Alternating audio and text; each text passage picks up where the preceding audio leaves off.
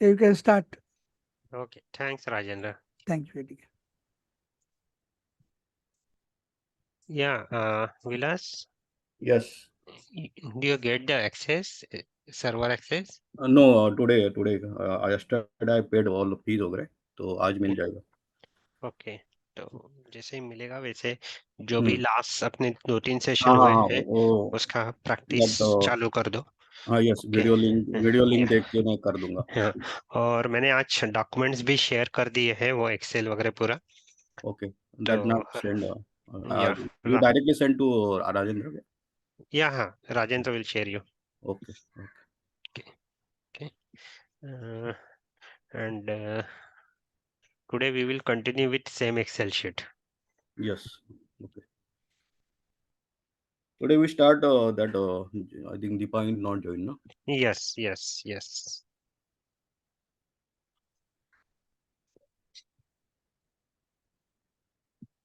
Today is 7th January, right? Yeah. Okay. Today we will start our new topic means submodel general ledger. Okay. Okay, अभी ये general ledger का purpose क्या है mainly?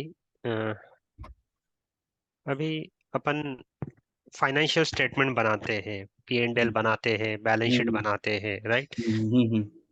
तो हर एक का जो हेडिंग है अपना वो अलग अलग है। मतलब जैसे एक्सपेंसेस एंड रेवेन्यू आता है पी एंड एल में अपना, Mm-hmm. राइट? और इसके बाद में अपना आता है बैलेंस शीट में एसेट और लायबिलिटी, राइट? Yes. तो मगर बहुत एक्सपेंसेस रहते हैं अपने। अगर पी Mm-hmm. एंड एल में ही एक्सपेंसेस अगर देखेंगे तो अपने सैलरी आ जाती है, डिप्रिसिएशन आता है, टैक्स और bonus, day to day expenses, stationery, ये सारे एक्सपेंसेस आते हैं। रेवेन्यू में आप अगर कुछ बेचते हैं, स्क्रैप वगैरह, इसका सारा रेवेन्यू में आता है। मगर इसके लिए आपको अगर प्रिपेयर करना है बैलेंस शीट या फिर पी एंड एल, Mm-hmm. तो एक सीक्वेंस में अकाउंट नंबर होना जरूरी है, राइट? Yes. Yes.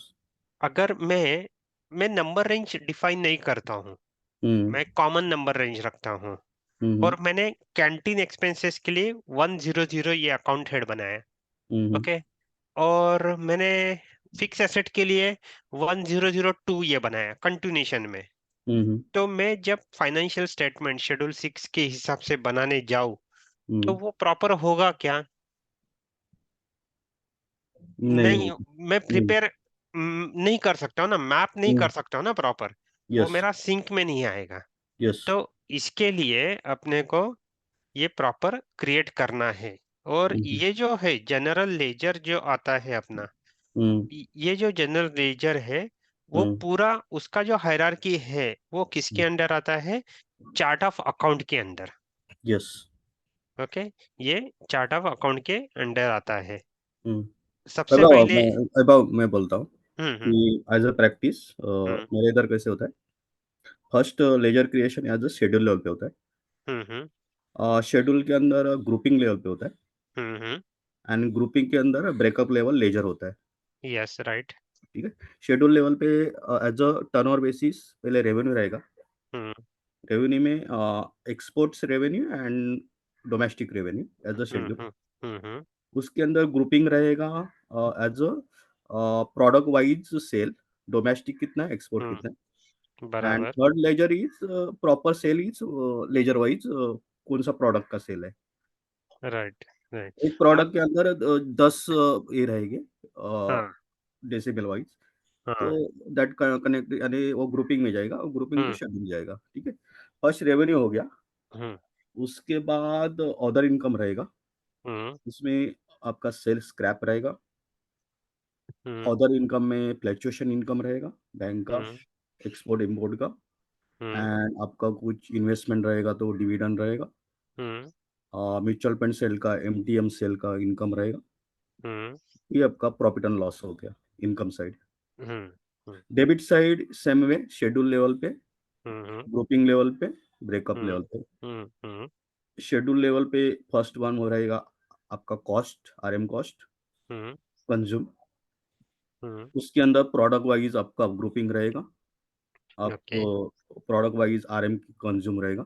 उसके अंदर ग्रुपिंग के अंदर लेजर वाइज रहेगा, तुम्हारा आयोडीन कितना कंज्यूम हो रहा है, सल्फेट कितना कंज्यूम हो रहा है, यानी hmm alkali wise, hmm alkali wise, ठीक है। मतलब दिस इज आप प्रोडक्ट वाइज हाँ, बना हाँ, सकते हैं ledge separate ledger separate. Ledge ledger hmm ledger yes. Hmm hmm तो उसमें उसमें भी कंज्यूम में क्या रहेगा आपका opening stock RM, hmm purchase RM cost, hmm purchase during the year RM cost and less closing stock, आपका balancing figure is actual cost consumption, ठीक है। हम्म ऐसे लेजर रहेगा। सेकंड पार्ट रहेगा पैकिंग मटेरियल कंज्यूम, सेम में। Right. Third is store and consumable goods, ठीक हम्म है। हम्म fourth is आपका लेबर कॉस्ट मैन्युफैक्चरिंग हम्म का, ठीक है। मैन्युफैक्चरिंग ओवरहेड्स, आपका सिक्योरिटी है, हम्म इलेक्ट्रिसिटी है, हम्म गैस कंजम्पशन है, फैक्ट्री लेवल हम्म पे मैन्युफैक्चरिंग कॉस्ट। उसके बाद एम्प्लॉय कॉस्ट, ऑफिस ओवरहेड रहेगा इधर। हम्म उसके सेम में ऑफिस ओवरहेड में is a main grouping office वेड। ऑफिस ओवरहेड में सब टेलीफोन है, स्टेशनरी है, आपका राइट। अदर थिंग्स यानी रिफ्रेशमेंट है, ठीक है। हम्म स्टाफ हम्म वेलफेयर का है, इधर एच होगा। हम्म उसके बाद आपका डायरेक्टर रेम्युनरेशन रहेगा and after that selling expense रहेगा आपका, जो फ्रेट है हम्म रिलेटेड सेल्स के रिलेटेड। सेम में उसमें एक्सपोर्ट रिलेटेड फ्रेट कितना है, डोमेस्टिक हम्म रिलेटेड फ्रेट कितना है, कमीशन हम्म कितना है एक्सपोर्ट, वो सेलिंग एक्सपेंस पे रहेगा, ठीक है। राइट। आफ्टर दैट डिप्रेशन रहेगा, is a profit and loss, ठीक है। सेम में आपका वो लाइबिलिटी साइड का वो रहेगा डिप्रेशन, ये प्रॉफिट एंड लॉस का बोल रहा हूँ। And after that interest cost working capital का, ठीक है। हम्म आपका कैश हम्म क्रेडिट का वर्किंग क्या है, इंटरेस्ट। उसके बाद आप शॉर्ट टर्म लोन लेते हैं, pre shipment post shipment loan लेते हैं, उसका इंटरेस्ट वगैरह। तो दैट इज, ये आपका पूरा डेबिट साइड, ऐसे हमारे सिस्टम लेजर क्रिएशन है। एंड सेम में balance sheet side is same है। करंट लाइबिलिटीज में और शेयर होल्डिंग का पहले आएगा, रिजर्व वगैरह। उसके राइट। बाद हाँ, उसके बाद आपका बैंक का लोन रहेगा। रिजर्व एंड सरप्लस रहेंगे हाँ, बाद में। रिजर्व, हाँ, उसमें उसमें शॉर्ट टर्म लोन ये वो रहेगा। हम्म। उसके बाद आपका सिंडिकेटर्स रहेंगे, ठीक है। राइट। उसमें भी ग्रुपिंग रहेंगे सिंडिकेटर्स ऑफ हम्म जो भी आपको ग्रुपिंग सर्विसेज का कितना है, गुड्स का कितना है, ठीक है। राइट। हाँ, उसके बाद आपका आउटस्टैंडिंग लायबिलिटी ड्यूज आएगा, स्टैट्यूटरी ड्यूज, हम्म करंट हम्म लायबिलिटीज में ऑल, हम्म टीडीएस लायबिलिटी, सैलरी का है, इलेक्ट्रिसिटी पेएबल का है, ठीक है, हम्म ऑर्डर पेएबल है, ठीक है। एंड बाद में प्रोविजन टू टैक्स, ठीक है। ये हम्म रहेगा liability side. Current asset side आपका बेसिकली एसेट रहेंगे। यस, फिक्स एसेट, करंट हाँ, हाँ, एसेट। हाँ। फिर cash on hand is grouping रहेगा, उसके अंदर हम्म 17 बैंक रहेंगे, ठीक है। Yes right. इन्वेस्टमेंट रहेगा, इन्वेस्टमेंट इज ग्रुपिंग, उसके अंदर ऑल म्यूचुअल फंड कितना है, यस। ठीक है। उसके बाद आएगा टैक्स एंड ड्यूटीज, आपने हम्म एडवांस कुछ दिया है क्या, डिपॉजिट किसी को दिया है क्या, हम्म लोन्स टू एडवांस एम्प्लॉय को दिया है क्या, ठीक है। राइट। ठीक है, एंड बस लोन एडवांस एंड ये एडवांस टैक्स भरा हुआ है, ठीक है। Hmm that is my asset part, ठीक है। हम्म ऐसे मेरा इधर एग्जिस्टिंग में मैं खुद करता हूँ ये प्रिपरेशन वगैरह, ओके ठीक ओके। है। लेजर क्रिएशन वगैरह ऑल हम्म थिंग। तो यू कंटिन्यू। आपने जैसे बताया ना विलास, हाँ, वैसे अपन बना सकते हैं। यस। ओके।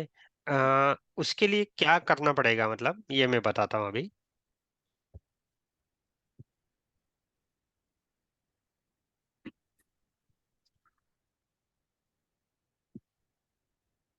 जी, ये मेरे 4 ग्रुप मैंने बनाए अभी। सबसे पहले अपन ने बनाया कंपनी कोड, राइट। यस। उसके बाद में आएगा अपना चार्ट ऑफ अकाउंट्स। हम्म और ये जो अभी जो भी जीएल रिलेटेड अपने जो भी अपन जब डिस्प्ले करेंगे, क्रिएट करेंगे या चेंजेस करेंगे, तब सिस्टम अपने को पूछेगी चार्ट ऑफ अकाउंट क्या है आपका, ओके। राइट। और ये जो चार्ट ऑफ अकाउंट है अपना कंपनी कोड के साथ असाइन रहता है। या अपने 3 टाइप के चार्ट ऑफ अकाउंट रहते हैं। एसएपी ने 3 टाइप के चार्ट ऑफ अकाउंट दिए हैं। एक रहता है operating chart of account, second okay. है country specific chart of account, और थर्ड है group chart of account. Operating मतलब अपन जो भी डे टू डे जो अपन जो अकाउंट हेड बनाते हैं ट्रांजैक्शंस के लिए, वो सारे ऑपरेटिंग चार्ट ऑफ अकाउंट्स में आते हैं। Okay. Okay. Country specific chart of accounts मतलब किसी, अभी आप मल्टीपल कंपनी, एक कंट्रीज में काम हो रहा है आपके कंपनी का, तो वो कंट्री के लिए आप स्पेसिफिकली चार्ट ऑफ अकाउंट आप बनाकर आप असाइन कर सकते हो। ओके। ओके। ओके। दूसरा है chart of account, group chart of account. Group chart of account मतलब एग्जांपल देता हूँ, एक ग्रुप कंपनी है और उसके अंदर मल्टीपल अलग अलग कंपनी कोड्स है, उनकी सबकी अलग अलग एंटिटी है, राइट। एग्जांपल लेते हैं अपन, Larsen and Toubro. Larsen and Toubro एक ग्रुप है, राइट। कंस्ट्रक्शन कंपनी है वो एक, उसके अंदर बहुत सारे सेपरेट कंपनीज है, उनकी खुद की अपनी बैलेंस शीट प्रिपेयर होती है, उनका अलग से उन्होंने रजिस्टर किया हुआ है सेबी में, कंपनीज एक्ट में, राइट। मगर as a group company L and T एक अपनी बैलेंस शीट प्रिपेयर करती है। तो उसमें उस सिनेरियो में क्या होगा कि जैसे ये मेरी एल&टी कंपनी है, इसका एक चार्ट ऑफ अकाउंट रहेगा LT01, और इसके अंदर मेरे एल&टी पावर है, एल&टी रियलिटी है, एल&टी इंफोटेक है, ये मेरे कंपनी है। इनके सबके अलग अलग चार्ट ऑफ अकाउंट्स बने हुए हैं, जैसे LTR0, ठीक है, LTR2, ये LTI3, ऐसे मेरे चार्ट ऑफ अकाउंट्स बने हुए हैं उनके। मगर इनको अगर होल कंपनी, एक ग्रुप, इनको बैलेंस शीट प्रिपेयर करना है, तो इनको क्या करना पड़ेगा, जब ये एल&टी पावर या एल&टी रियलिटी या इंफोटेक, इनके जब चार्ट ऑफ अकाउंट्स बनेंगे, तो वो चार्ट ऑफ अकाउंट क्रिएट करते वक्त ये जो चार्ट ऑफ अकाउंट है ना ग्रुप का, वो इनके इसमें मेंटेन करना पड़ेगा। वो कैसे करते हैं, कहाँ पे करते हैं, वो मैं दिखाऊंगा अभी। ओके। ये ग्रुप चार्ट ऑफ अकाउंट है, इसका पर्पज क्या है ये समझ लो अभी फिलहाल तो। ओके। ठीक है, मतलब 3 चार्ट ऑफ अकाउंट का यूज पता चला इसमें, ऑपरेटिंग, कंट्री स्पेसिफिक और group chart of account, right. Okay. अभी ये जो चार्ट ऑफ अकाउंट के अंदर अपन अकाउंट ग्रुप बनाते हैं, अभी आपने जैसे बताया ग्रुप कि रेवेन्यू में आपके डोमेस्टिक है एक और एक्सपोर्ट का एक ग्रुप है, यस। ठीक है। आपके रेवेन्यू जो एक्सपोर्ट है उसमें भी प्रोडक्ट वाइज आप गए हैं, यस। राइट। ये डोमेस्टिक में भी आप प्रोडक्ट वाइज हो आप। यस। तो यहाँ पे आपने एक नंबर सीरीज डिसाइड कर ली, जैसे मैंने एक्सपेंसेस की, और इसमें आप जब चार्ट ऑफ अकाउंट में आप लेंथ डिसाइड कर सकते हैं आपके अकाउंट हेड की, मैक्सिमम 10 डिजिट तक आप लेंथ रख सकते हो। ओके। ओके। ओके। अभी मैंने डिसाइड किया 8 डिजिट तक, चार्ट ऑफ अकाउंट मैंने 8 डिजिट का बनाया, 3 4 5 6 7 8।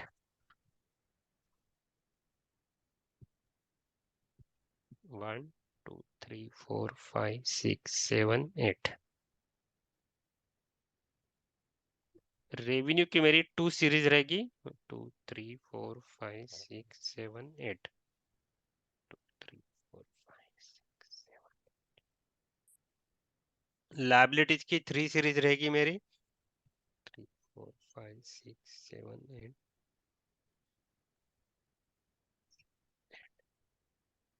एसेट की 4 सीरीज।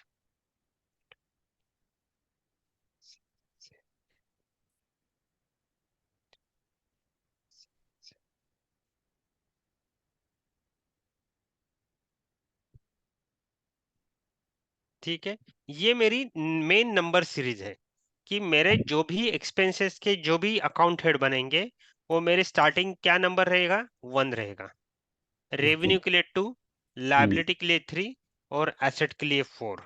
ठीक है। यस। इसमें फिर आप आपके माइक्रो लेवल पे, मतलब आपके हिसाब से आप ग्रुप बना सकते हो, और वैसे ही ग्रुप आप मेंटेन कर सकते हो आपके चार्ट ऑफ अकाउंट्स के अंडर। तो आप जब जीएल बनाओगे, मतलब अकाउंट हेड क्रिएट करोगे, मास्टर डेटा क्रिएट करोगे, तो आपको वो इजीली अंडरस्टैंड होगा कि ये मेरा 199 सीरीज जो है, ये मेरा डोमेस्टिक रेवेन्यू का पार्ट है, ये मेरा एक्सपोर्ट रेवेन्यू का पार्ट है, करके ऐसे। क्लियर।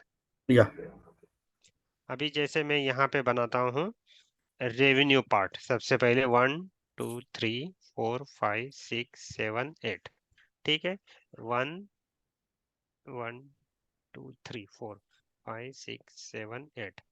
अभी ये मेरा एक्सपोर्ट रेवेन्यू है। अभी यहाँ से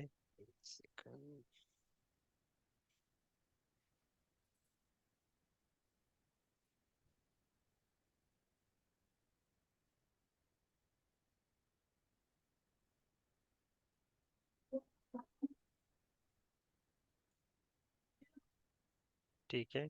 अभी यहाँ पे मैं ये नेक्स्ट, मतलब इसके नेक्स्ट नंबर में यहाँ पे दूंगा, और यहाँ पे मैं ये मेंटेन करूंगा। ये मेरा डोमेस्टिक रेवेन्यू है। ऐसे मैं ग्रुप बना सकता हूँ, ये मेरे ग्रुप है ये।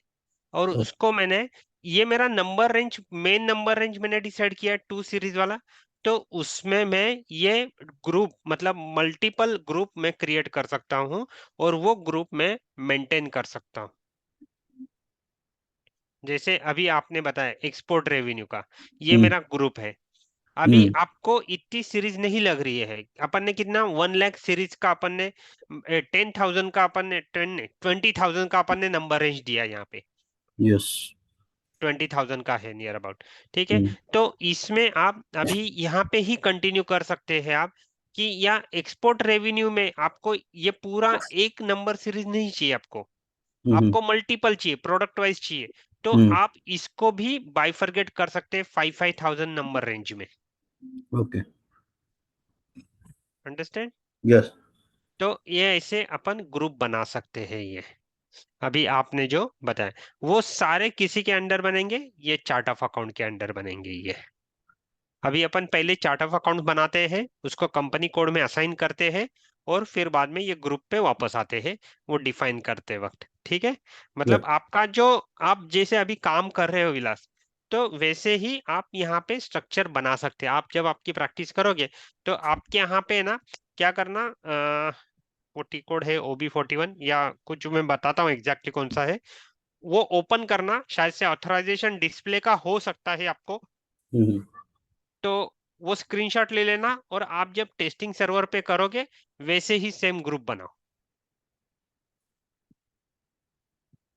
आप आपका जब टेस्टिंग का मतलब ट्रे आप हैंड्स ऑन करोगे आपका खुद का कंपनी कोड वगैरह डिफाइन करके, तो हम्म वैसे ही आप ग्रुप बना सकते हैं, ठीक ओके है। ओके मैं अभी एसएपी स्क्रीन में जाता हूँ, और अभी अपन सबसे पहले बनाएंगे चार्ट ऑफ अकाउंट। उसके लिए पाथ है SPRO, IMG, financial accounting, hmm general ledger accounting, master data, GL account, hmm preparation, edit chart of account list. यहाँ पे अभी अपने को चार्ट ऑफ अकाउंट बनाना है। आप स्टैंडर्ड से भी कॉपी कर सकते हो, या फिर आप न्यू एंट्रीज में जाके भी कर सकते हो, ठीक है। और यस एक चीज एज ए कंसल्टेंट ध्यान में रखना है, कुछ चीजें जो होती है जो रेगुलर एंड यूजर को लगती है, जैसे आप मास्टर डेटा बनाते हो, राइट, हम्म GL का मास्टर डेटा। तो आपको जब मास्टर डेटा बनाते वक्त FS00 की स्क्रीन यूज करते हो, तो सबसे पहले आपको चार्ट ऑफ अकाउंट्स पूछता होगा, पूछता है आपको, स्क्रीन आती है चार्ट ऑफ अकाउंट की।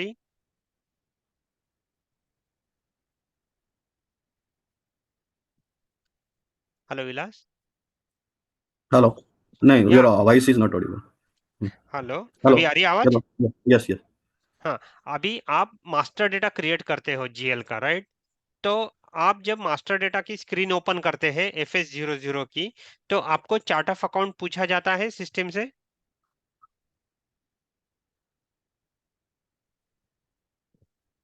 हेलो, हेलो हाँ, I am audible Vilas? Yes yes yes हाँ हाँ, कंटिन्यू आपको चार्ट ऑफ अकाउंट का स्क्रीन आता है, पूछता है यस यस हाँ। तो ये जो चीजें हैं, जैसे चार्ट ऑफ अकाउंट हो गया, जब आप एसेट अकाउंटिंग में काम करोगे तब आपको सिस्टम पूछेगी चार्ट ऑफ डेप्रिसिएशन। आप जब हम्म। कंट्रोलिंग मॉड्यूल पे काम करते हैं तब सिस्टम पूछती है आपको कंट्रोलिंग एरिया। ठीक है। ओके। यस।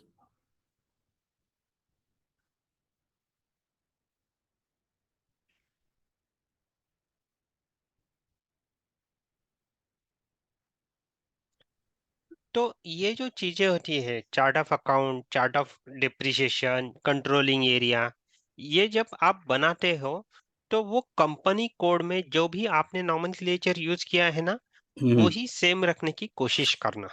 क्योंकि ओके। क्या होता है, इतनी सारी चीजें जो रहती है, अगर एंड यूजर ध्यान में नहीं रख सकता हम्म। तो उसको इजीली मतलब लिंक लगे कि हाँ चार्ट ऑफ अकाउंट मतलब अपना कंपनी कोड का ही है।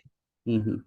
तो वैसे आप नॉमेनक्लेचर क्रिएट करना है आपको यहाँ पे, ये in as my a company consultant. All ledgers है ना, six hmm. Digit numerical ledger type है, ठीक है। ओके। तो वही ओके। कर सकता है 6 डिजिट। सपोज अभी मुझे डोमेस्टिक से लाइसेंस नो, तो hmm. One my my product is potassium iodate, ठीक है। हम्म। हम्म। तो दैट इज 6 डिजिट रहेगा। I am starting revenue from 6 number, ठीक है। हम्म। 6000001, ठीक है। This is hmm. My hmm. Ledger code hmm. And hmm. This is net sale of potassium iodate, hmm. Bracket hmm. Domestic, ठीक है। Hmm. तो can use same number year. Yes we can use HY01। ये use मैंने same. Chart of account कहाँ पे number length अपन decide करते हैं वो मैं बताता हूँ। ये मैंने चार्ट ऑफ अकाउंट का नॉमेनक्लेचर बनाया, उसका डिस्क्रिप्शन अभी यहाँ पे दे रहा हूँ मैं। Chart of account for HY01, ठीक है। कौन से लैंग्वेज अपन यूज करने वाले हैं, जो कंपनी कोड लैंग्वेज है अपनी EN, वही यहाँ पे अपने को देना है। ठीक है। ओके। और यहाँ पे आप लेंथ दे सकते हो। ओके। मैक्सिमम 10 डिजिट है, मिनिमम आप मतलब आप जैसे रिक्वायरमेंट है, अभी जैसे आपके यहाँ 6 डिजिट का लेंथ है अकाउंट हेड का, तो और आप यहाँ वेरिफिटी पे अभी ये जो क्रिएट किया है हम्म। आपने चार्ट ऑफ अकाउंट्स, हम्म। तो उसका लिंकिंग रेवेन्यू में कहाँ पे जाएगा, या रेवेन्यू में जाएगा, एसेट में जाएगा, वो कैसे डिसाइड करेगा? बताता हूँ ना मैं वो भी आगे जाके। क्योंकि आ, वो जो है आ, अभी ये जो लेंथ अपन डिसाइड करेंगे, और सिक्स फिर डिजिट। ये जो ग्रुप है अपन ने बनाए हैं, हम्म। हाँ, तो ये जो ग्रुप बनाने के बाद अपन जब बैलेंस शीट बनाएंगे हम्म। उसमें मैप करेंगे, और हम्म। FS00 में जब आप सिलेक्ट करोगे तो हम्म। उसके बेस पे वो सारा लिंक होता है। ओके। FS00 में आपको दो पूछते होंगे, एक ग्रुप आप ECC यूज करते हो, S4 HANA यूज करते हो आप? नहीं, वी आर यूजिंग और एग्जिस्टिंग ईआरपी, अच्छा, नॉट। हाँ। मतलब ओल्ड वन ना, मतलब। हाँ, नॉट एसएपी, इज हाँ। Other other. अच्छा अच्छा अच्छा, तो अदर अभी ERP अभी सिस्टम हाँ, यू। अदर ईआरपी सिस्टम वो हाना ओके। में अभी, ओके। हाना में इम्प्लीमेंट करना है। ओके। ओके। तो आप जब GL क्रिएट करते हो ना, तब हम्म। आपको ग्रुप पूछा जाता है कि आपका बैलेंस शीट ग्रुप है, या फिर आपका ऑपरेटिव एक्सपेंसेस वाला है, या नॉन ऑपरेटिव एक्सपेंसेस वाला है, या हम्म। प्राइमरी कॉस्ट एलिमेंट वाला है, सेकेंडरी कॉस्ट एलिमेंट वाला है वो। हम्म। वहां पे आपको पूछा जाता है, और वो सर एक एक अपन स्टेप्स देखेंगे तो आपको क्लियर होते जाएगा आपको। ओके। ठीक है। ये चार्ट ऑफ अकाउंट्स मैंने नॉमेनक्लेचर दिया, इसका हम्म। डिस्क्रिप्शन दिया, मैंने लैंग्वेज सिलेक्ट किया, और यहाँ पे आप लेंथ डाल सकते हैं। आपके मैक्सिमम 10 डिजिट है, और हम्म। और जैसे आप रिक्वायरमेंट है उस हिसाब से आप लेंथ डिसाइड कर सकते हैं। मगर ये जो चीज है, ये मैंने एक्सेल में जो बनाया है ना, या ये अपन कहाँ पे डिसाइड करते हैं, जब अपन टू बी डॉक्यूमेंट बनाते हैं ना। या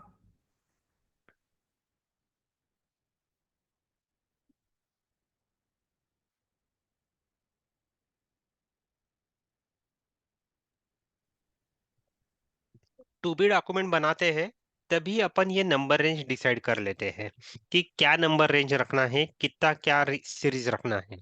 जैसे अभी आपने सब नंबर्स बताए, एक्सपोर्ट, इंपोर्ट, मतलब डोमेस्टिक, राइट। हम्म। डोमेस्टिक में भी आपके प्रोडक्ट वाइज है।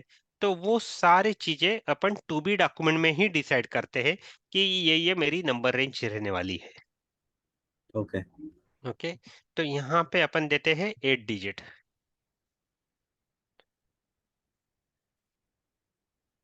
ठीक है, ये मैंने 8 डिजिट दे दिया, मतलब मेरा जो चार्ट ऑफ अकाउंट रहेगा उसमें लेंथ कितनी रहेगी, 8 डिजिट की रहेगी। ये ग्रुप चार्ट ऑफ अकाउंट है।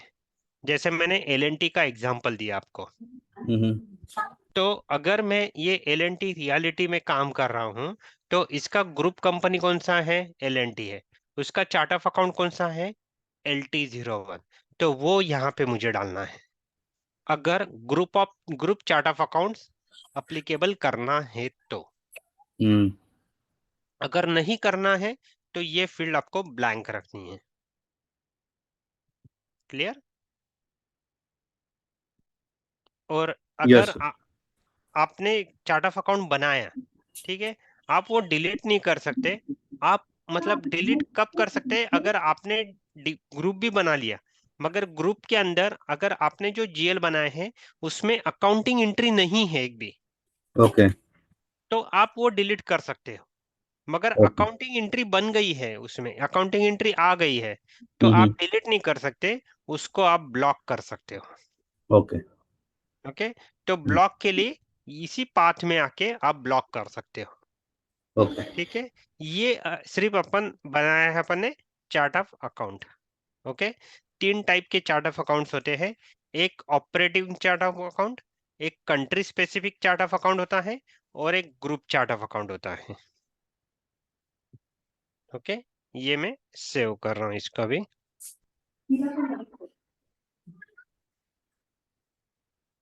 ठीक है, अभी ये चार्ट ऑफ अकाउंट बनाने के बाद ये मुझे मेरे कंपनी कोड में डिफाइन करना, असाइन करना है। ठीक है, ये अपन असाइन करते हैं इसको यहाँ पे। सेम पाथ है यहाँ पे नीचे, SPRO, IMG, फाइनेंशियल अकाउंटिंग के बाद में general ledger accounting, master data, GL account, preparation, और assign company code to chart of account. यहाँ पे अपने को अपनी कंपनी कोड सर्च करनी है, HY01, ये मैं सर्च करूंगा। ये मेरी कंपनी कोड है। यहाँ पे जो भी मैंने चार्ट ऑफ अकाउंट बनाया है वो मैं असाइन करूंगा। ठीक है, अगर आपने country specific chart of account बनाया तो आपको वो यहाँ पे असाइन करना है। ग्रुप चार्ट ऑफ अकाउंट आप जब क्रिएट करते हो ऑपरेटिंग चार्ट ऑफ अकाउंट, वहीं हम्म। पे आप करोगे। मगर कंट्री स्पेसिफिक बनाया तो आपको यहाँ पे असाइन करना है वो। ओके। क्लियर। या। ये मैंने ऑपरेटिंग चार्ट ऑफ अकाउंट बनाया और अपने कंपनी कोड में असाइन किया ये। ठीक है, या।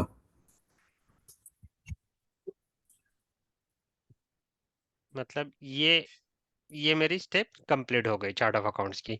जीएल जो है, मॉड्यूल सब मॉड्यूल जो है ना जनरल लेजर, उसमें S4 हाना में मतलब कुछ चेंजेस हुए हैं। जैसे मास्टर डेटा जो क्रिएशन है ना, उसमें भी चेंजेस हुए हैं, वो उस टाइम पे मैं बताऊंगा आपको। इसके अलावा और एक जो है अपना जो लीडिंग लेजर रहता है, मतलब जिसमें अपन एक्चुअल अकाउंटिंग एंट्री करते हैं और हम्म। जिसके बेस पे अपन फाइनेंशियल स्टेटमेंट जनरेट करते हैं, तो उसमें अकाउंटिंग प्रिंसिपल असाइन करने का फैसिलिटी S4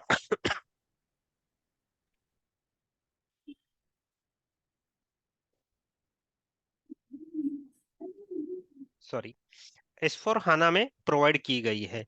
उससे फायदा क्या होता है, आपके जो भी मल्टीपल अकाउंटिंग प्रिंसिपल है, जैसे अभी इंडिया में भी आप काम कर रहे हो, तो मेन आपका गैप है, बाद में IFRS है, उसके अलग अलग अकाउंटिंग प्रिंसिपल आप क्रिएट करके आप एंट्री क्रिएट कर सकते हैं उसके बेस पे, क्योंकि आपको IFRS का भी रिपोर्टिंग करना पड़ता है, गैप यस। का भी रिपोर्टिंग करना पड़ता है, राइट।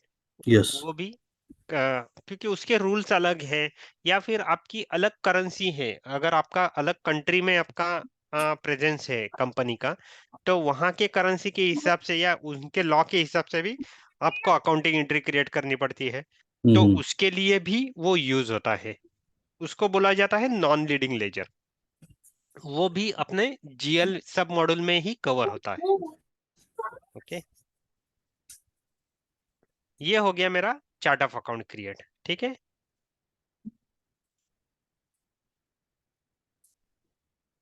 इसके बाद में है डिफाइन अकाउंट ग्रुप, जो अभी अपन एक्सेल में बना रहे हैं। ये मेरे चार्ट ऑफ अकाउंट वाइज यहाँ पे मैं मेंटेन करूंगा। अभी अभी अपन पहले एक्सेल कंप्लीट करेंगे, फिर यहाँ पे आते हैं अभी अपन। अभी एक्सपेंसेस के कुछ ग्रुप्स है अपने, एक आध दो ऐसे बता सकते हो, या एक ही ग्रुप क्रिएट करना है? अभी प्रैक्टिस पर आप आपके यहाँ पे जब बनाओगे तब आप डिटेल में बना सकते हैं। अभी अपन हर एक्सपेंसेस के 2-3 ग्रुप बनाएंगे, रेवेन्यू के 2-3 और बनाएंगे, और लाइबिलिटीज के जो फिक्स है, share capital, reserves and surplus, current liabilities, ये तो बनाते ही अपन। और एसेट्स में फिक्स एसेट का एक रहेगा अपना, फिक्स एसेट्स का, और एक करंट एसेट का बनाते हैं, और बाद में अपना कैश इन हैंड का। ओके, और बाद में बैंक बैलेंसेस।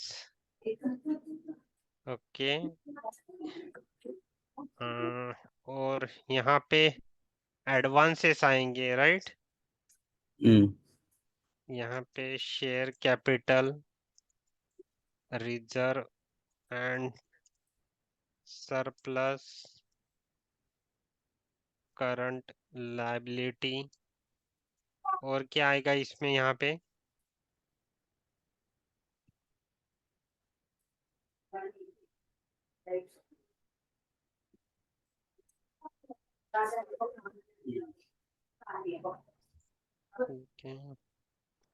एक्सपेंसेस की बताइए मुझे।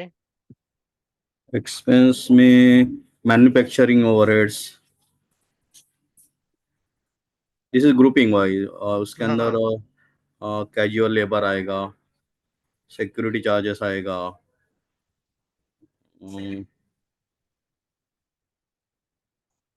स्टोर कंज्यूम आएगा। डेप्रिसिएशन एक अपना आएगा। इंश्योरेंस चार्जेस, ठीक है, ये अभी कंसल्टेंसी। 5 बनाते हैं एक्सपेंसेस में अभी। हम्म, मतलब ये बनाएंगे तो मतलब अपन जब एंड यूजर अकाउंटिंग एंट्री भी क्रिएट करेंगे तो हम्म, अपने को ये जीएल में इजी पड़ेगा। मतलब सिक्योरिटी चार्जेस या इंश्योरेंस चार्जेस या ओवरहेड चार्जेस में अपन ने स्टेशनरी या इसका कुछ सैलरी का बनाया है हेड, हम्म, तो अपने को अकाउंटिंग एंट्री क्रिएट करने के लिए इजी जाएगा फिर वैसे। अभी यहाँ पे जो मैं, type instead of manufacturing salary and wages factory ऐसा करके डाल दो। Okay, salary salary and wages. Wages, हाँ हाँ, बस।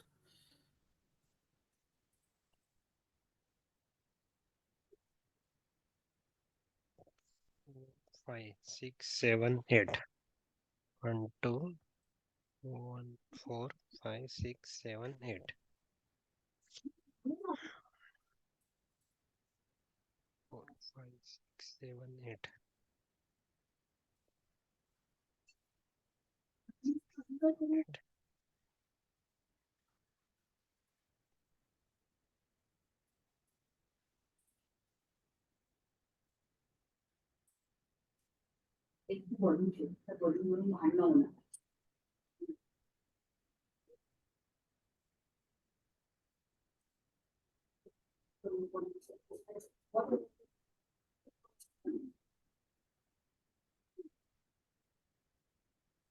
मतलब ये सब चीजें अपन जब डिफाइन करते हैं या फिर क्या नॉमेनक्लेचर देना है, कैसे बनाना है, ये हम्म, अभी अपन जब कर रहे हैं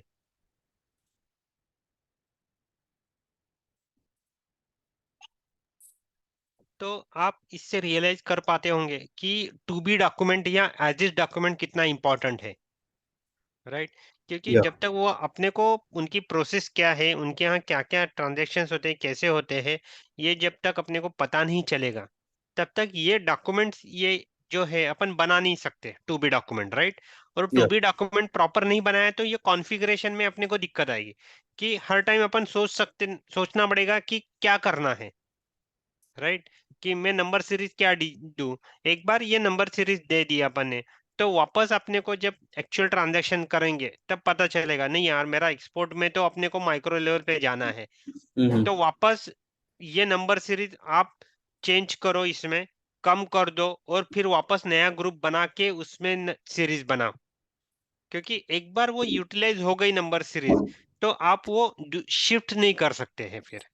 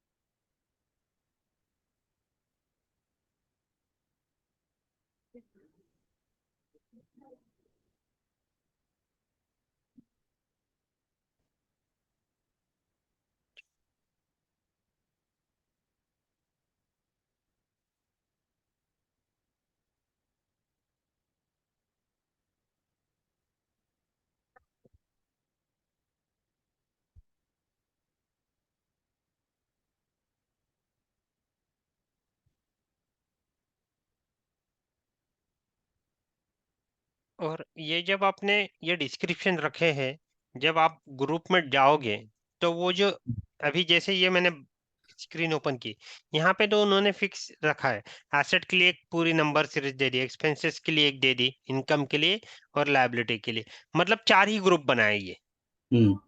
मगर इसमें आप वापस जैसे शेड्यूल 6 में आता है ना कि करंट एसेट में मेरा जो सन्ड्री डेटर्स आता है या कुछ फिक्स एसेट्स आते हैं, ग्रॉस वो जो ग्रॉस ब्लॉक जीएल आते हैं, वो सारे आप बाइफरगेट नहीं कर सकते हो फिर उसमें।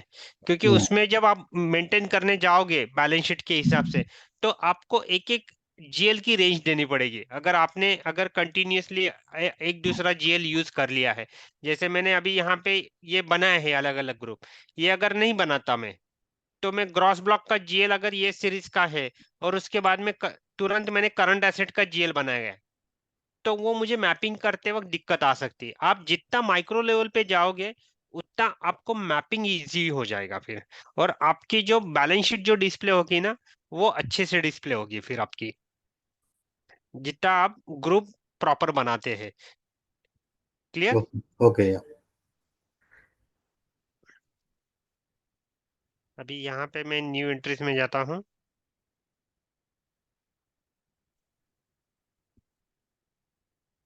सबसे पहले मेरा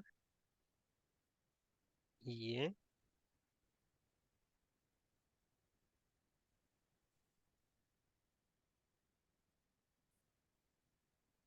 ग्रुप डाला।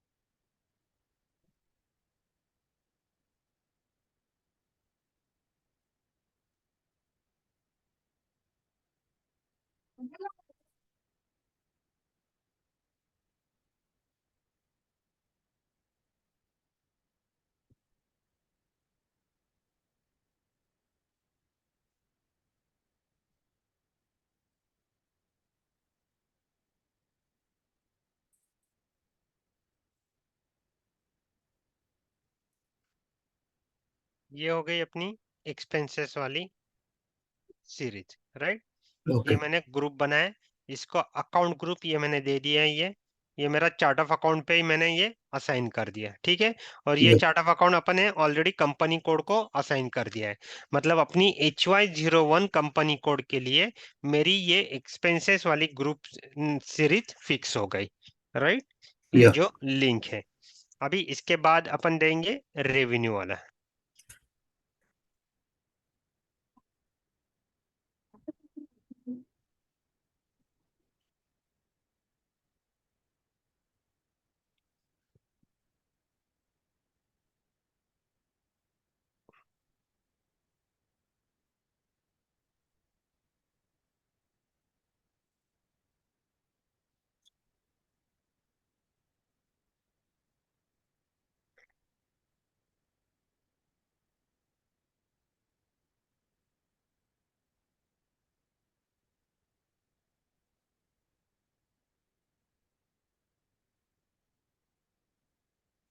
ये हो गई मेरी रेवेन्यू की नंबर सीरीज, राइट। अभी यहाँ पे अपन देंगे अभी लायबिलिटी की नंबर सीरीज।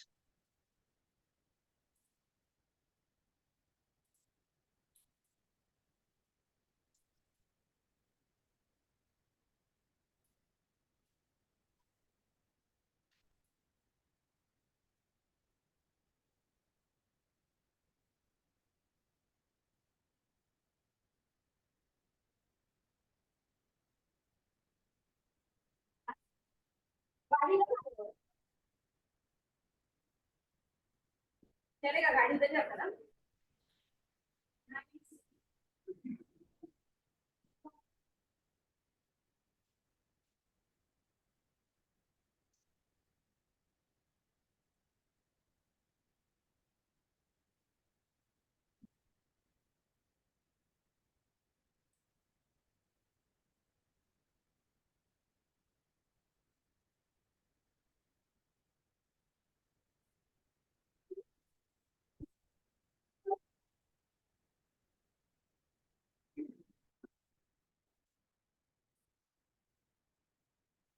नहीं भाग गई है।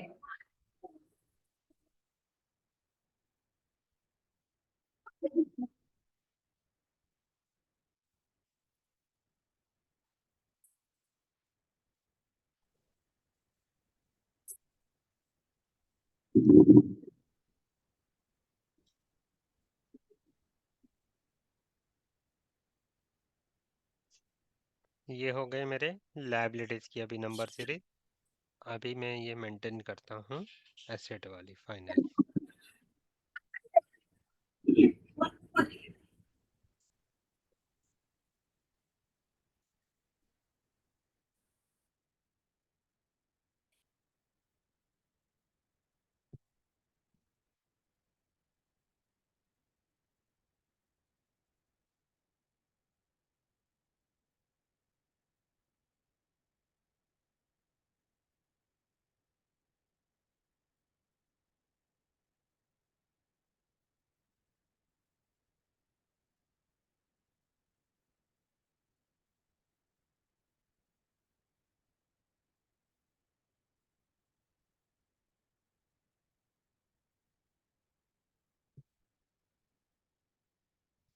ये हो गए मेरी ग्रुप। मतलब मैंने ये डिसाइड कर लिया कि मेरे एक्सपेंसेस वाले कौन सी सीरीज है, कौन से ग्रुप है, रेवेन्यू वाले कौन से ग्रुप है, और अपने लायबिलिटीज के कौन से हैं, और एसेट के कौन से हैं, राइट। ये मैंने या यहाँ पे डिसाइड कर लिया। इसको मैं अभी सेव करता हूँ, मेरे ट्रांसपोर्ट रिक्वेस्ट में मैंने सेव कर दिया। और ये जब आप ग्रुप बनाते हैं तो आप किसके अंडर बनाते हैं? ये chart of account level. Tata वो। ओके। हाँ, और एक चीज है, आप एक कंपनी कोड में एक चार्ट ऑफ अकाउंट असाइन कर सकते हो, ठीक है। या मगर एक चार्ट ऑफ अकाउंट आप मल्टीपल कंपनी कोड में असाइन कर सकते हैं। मतलब अभी जैसे एग्जांपल देता हूँ, मेरा क्लाइंट है XYZ, उसके 4 कंपनी कोड है इंडिया में, तो 4 ही कंपनी कोड का मेरा एक चार्ट ऑफ अकाउंट रह सकता है। ओके। क्लियर। और अभी जैसे चार्ट ऑफ अकाउंट अगर मेरा एक है, तो मैंने ये नंबर सीरीज ये डिसाइड की है, तो ये मेरी जो है नंबर सीरीज, ये मेरी क्लाइंट लेवल पे डिफाइन है ये। ओके। तो मैं ये कंपनी कोड स्पेसिफिक चेंज नहीं कर सकता हूँ कि मैंने डिसाइड किया सिक्योरिटी चार्जेस को 103 नहीं चाहिए, मुझे 4 चाहिए, तो वो मैं company code specific decide change नहीं कर सकता, क्योंकि चारों कंपनी कोड का मेरा चार्ट ऑफ अकाउंट एक ही है इसलिए। क्लियर? या ओके। और जब आप अगर सिक्योरिटी चार्जेस के अंडर एक आपने जीएल बनाए, ये आपने जीएल क्रिएट किया, उसको नाम दे दिया सिक्योरिटी चार्जेस, ठीक है, तो चारों कंपनी कोड के लिए मतलब HY01, PI01, MU01 और BA01, ये चारों कंपनी कोड में आप अगर एक्सटेंड करोगे वो जीएल, तो वो उसका नेम जो है, मतलब सिक्योरिटी चार्जेस जो डिस्क्रिप्शन है, वो आपका कॉमन रहेगा। अगर एक कंपनी कोड में भी आप वो चेंज करने जाओगे तो सभी के यहाँ पे चेंज हो जाएगा वो। क्लियर? क्या? क्योंकि अपन एक ही चार्ट ऑफ अकाउंट यूज कर रहे हैं इसलिए।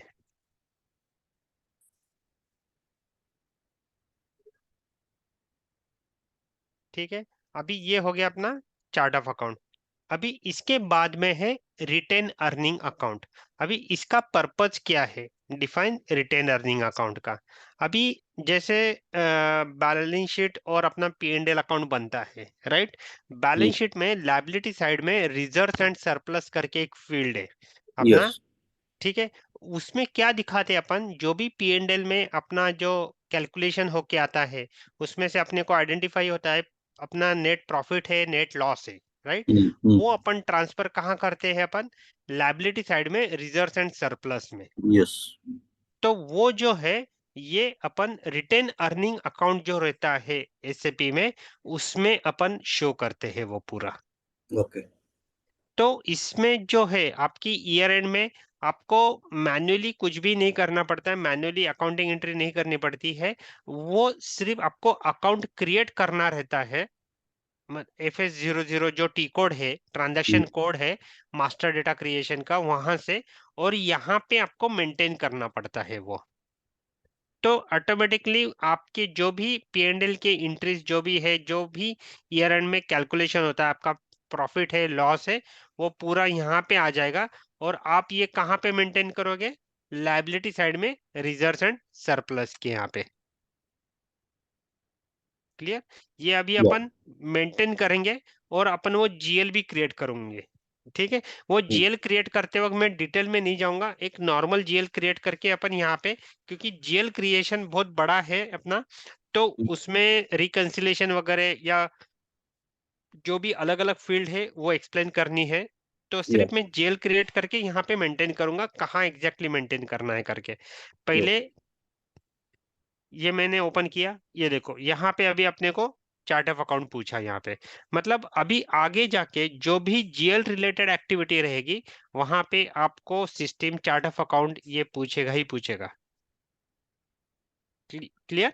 या ये मैंने चार्ट ऑफ अकाउंट डाला यहाँ पे।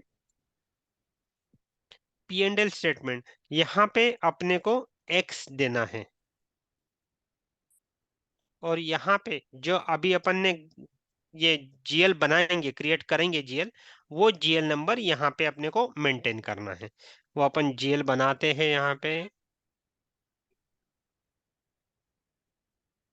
उसके लिए ट्रांजैक्शन कोड है FS00, अपनी नंबर सीरीज क्या है,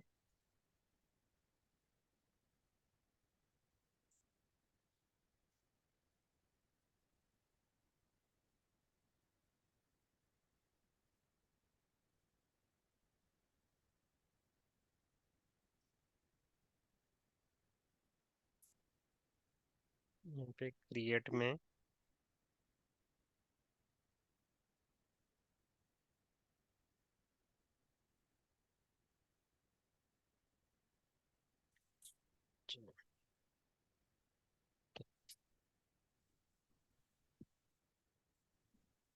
अकाउंट लेजर के बाद ही अपन बना पाएंगे, ये अभी एरर दे रहा है, ठीक है। यहाँ पे अपनी मैंडेटरी फील्ड नहीं है, वो बनाने के बाद अपन यहाँ पे मेंटेन कर देंगे वो अकाउंट प्रिंसिपल वगैरह, मगर ओके यहाँ पे अपन ये जीएल मेंटेन कर सकते हैं।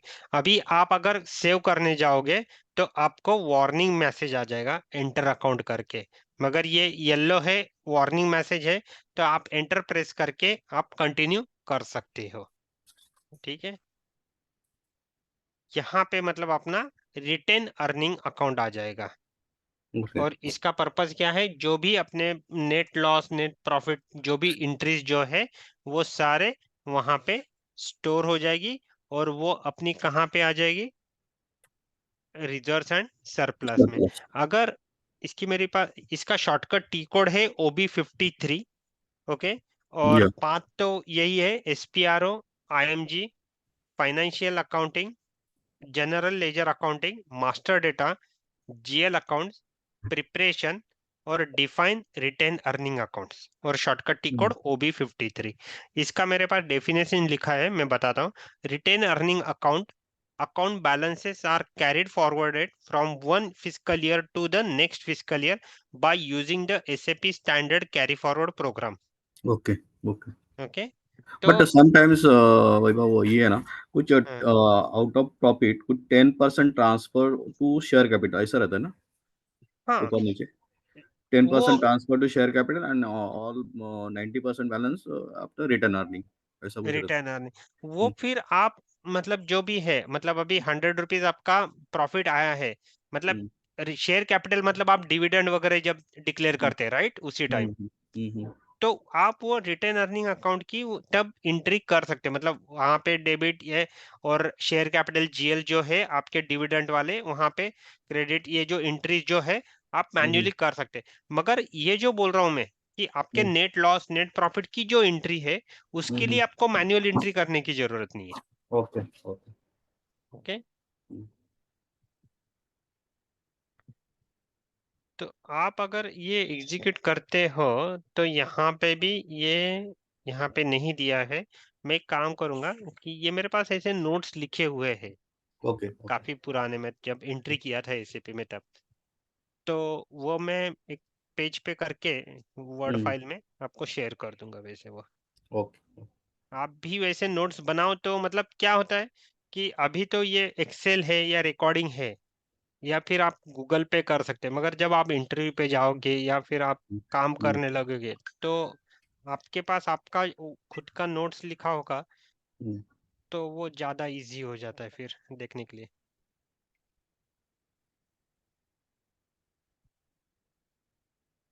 अभी क्या क्या हुआ, अपना चार्ट ऑफ अकाउंट क्रिएट किया, कंपनी हम्म कोड में असाइन किया, अकाउंट ग्रुप क्रिएट किए, और रिटेन अर्निंग अकाउंट क्रिएट किया। ठीक है, यस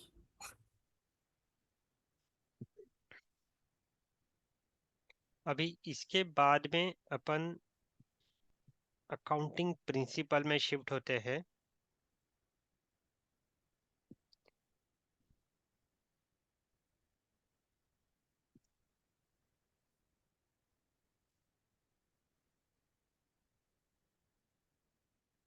ये भी GL का पार्ट है, और इसका लिंक जो है, इसका अभी असेट अकाउंटिंग में भी है, S/4HANA में।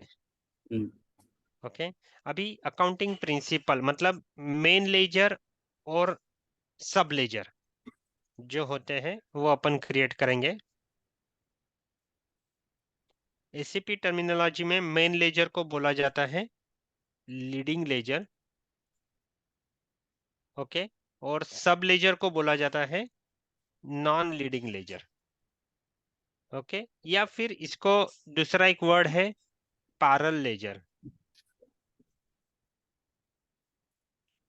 ओके, जो भी मतलब अपन जो भी जो भी ट्रांजैक्शंस करते हैं, जो भी अकाउंटिंग एंट्री होगी, वो अपनी लीडिंग लेजर में पोस्ट होती है।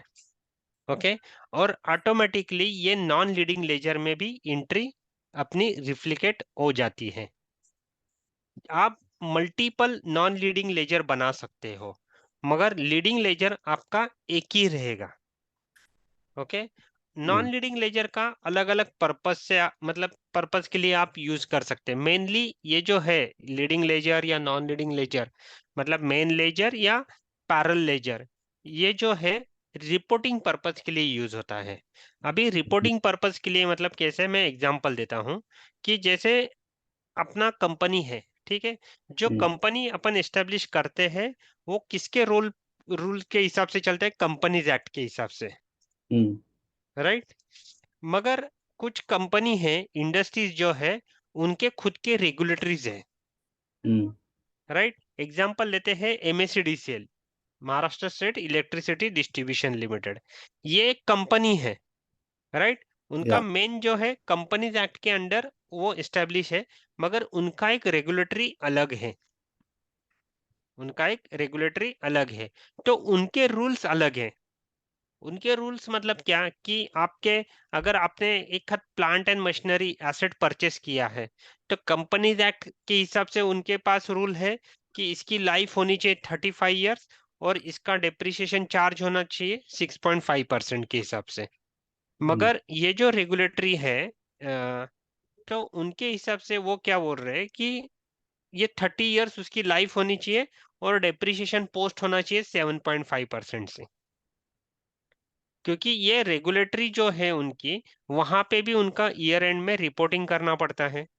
या तो वो रिपोर्टिंग जब करोगे तब ये कैलकुलेशन से ही करना पड़ेगा उनको, राइट। तो यस इसका जो लेजर है वो अलग लेजर बनता है, और ये जो मेन एक लेजर होता है, ये एक तरह से आप यूज कर सकते हैं नॉन लीडिंग लेजर। और एक दूसरा एग्जांपल देता हूं मैं,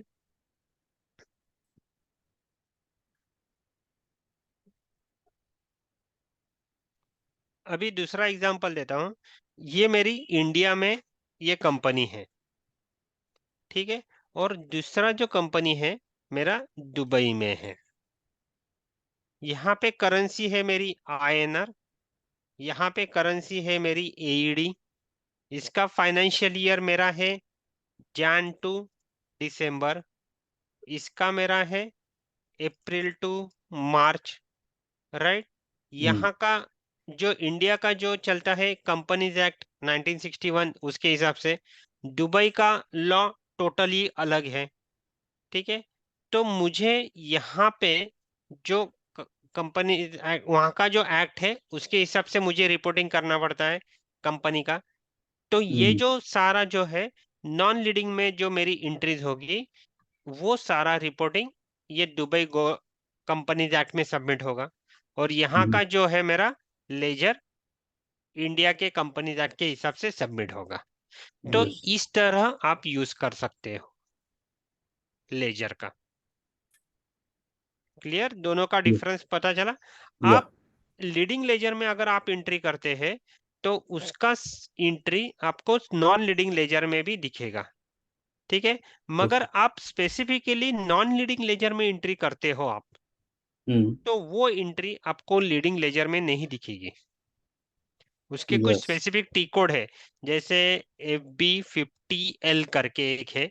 अगर आपको एडजस्टमेंट एंट्री करना है तो ये टी कोड से आप कर सकते हैं। तो आपने जो भी नॉमेनक्लेचर बनाया है नॉन लीडिंग लेजर के लिए, अभी समझ लो HY मैंने यहाँ पे दिया है और ये मेरा नॉन लीडिंग लेजर का है। आपने ये FB50L में अगर सिर्फ HY अगर डाला है बट तो वही मैं क्या बोल रहा हूँ कि hmm, non leading ledger without leading ledger से नहीं होना चाहिए ना। Suppose suppose right right, my leading ledger is bank charges, ठीक है। हाँ, main leading charges my bank charges is a hmm profit and hmm loss expense. Hmm Under the bank charges, non-leading charges is my suppose bank commission for hmm DD purpose, DD hmm cheque hmm issued hmm वगैरह जो भी है, bank हम्म commission हम्म हो गया।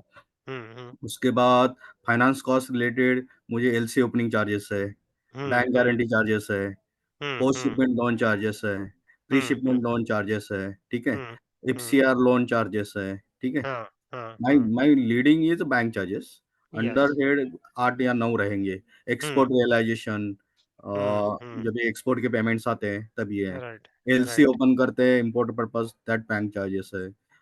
DA bill जो import का payments करते हैं, डीए बिल हाँ, रिटायरमेंट रहते हैं, उसके चार्जेस रहते हैं, राइट, दैट इज। तो वो नहीं होना चाहिए ना, डायरेक्ट डीए इम्पोर्टर चार्जेस करेंगे। मतलब आप ये कहना चाहते हैं ये जो चार्जेस आपने बताए ये नॉन लीडिंग में नहीं आने चाहिए, डायरेक्ट नहीं आना चाहिए और लीडिंग के अंडर में ही आना चाहिए। लीडिंग के अंदर ही आना उसमें चाहिए। हाँ हाँ तो यस। आप जो भी लीडिंग लेजर में एंट्री करते हो तो वो तो नॉन लीडिंग लेजर में इम्पैक्ट तो आने वाला ही है आपका, यस यस ओके। मगर नहीं बट कुछ एंट्रीज है हम्म जो आपने अगर सिर्फ नॉन लीडिंग लेजर में ही करना है आपको, हम्म तो आप ये टी कोड यूज करके कर सकते हैं जिसका इम्पैक्ट आपको यहाँ पे लीडिंग लेजर में नहीं आएगा। ओके। ये एसएपी ने प्रोविजन करके रखी है। हम्म। मतलब अभी जैसे आपका यहाँ पे कैलेंडर ईयर के हिसाब से ईयर एंड होता है, मतलब कैलेंडर ईयर हिसाब से आपका फाइनेंशियल ईयर है जैन टू हम्म दिसंबर। मतलब आपको जो भी एडजस्टमेंट एंट्रीज वगैरह जो भी करना है आप दिसंबर में ही करोगे आप, हम्म तो वो सिर्फ आपको नॉन लीडिंग लेजर में ही पोस्ट करना पड़ेगा आपको, और वो सारे नॉन लीडिंग लेजर का जब बैलेंस शीट आएगा उसी में दिखना चाहिए, लीडिंग लेजर में तो दिखना ही नहीं चाहिए वो। हम्म तो उसके लिए ये टी कोड की प्रोविजन देके रखी है और आप ये कर सकते हैं एंट्री। आप ओके। जितने भी नॉन लीडिंग लेजर बनाओगे, आप 4 या 5 जितने भी बनाओगे, वो सारे एसिडो का जो टेबल है जो S4 हाना में इंट्रोड्यूस हुआ है वहां पे रिफ्लेक्ट होगा ओके। विथ ये लेजर के नॉमेनक्लेचर के साथ। अभी जैसे आपने ये 0L बनाया है, HY बनाया है, HZ है, HX है या HU है, अगर ये आप 4 बनाते हैं नॉन लीडिंग लेजर तो ये सभी के मतलब एक अकाउंटिंग एंट्री आप बनाते हैं तो उसका रिप्लिका कितना बनेगा आपका, 5 बनेगा। यस। ठीक है,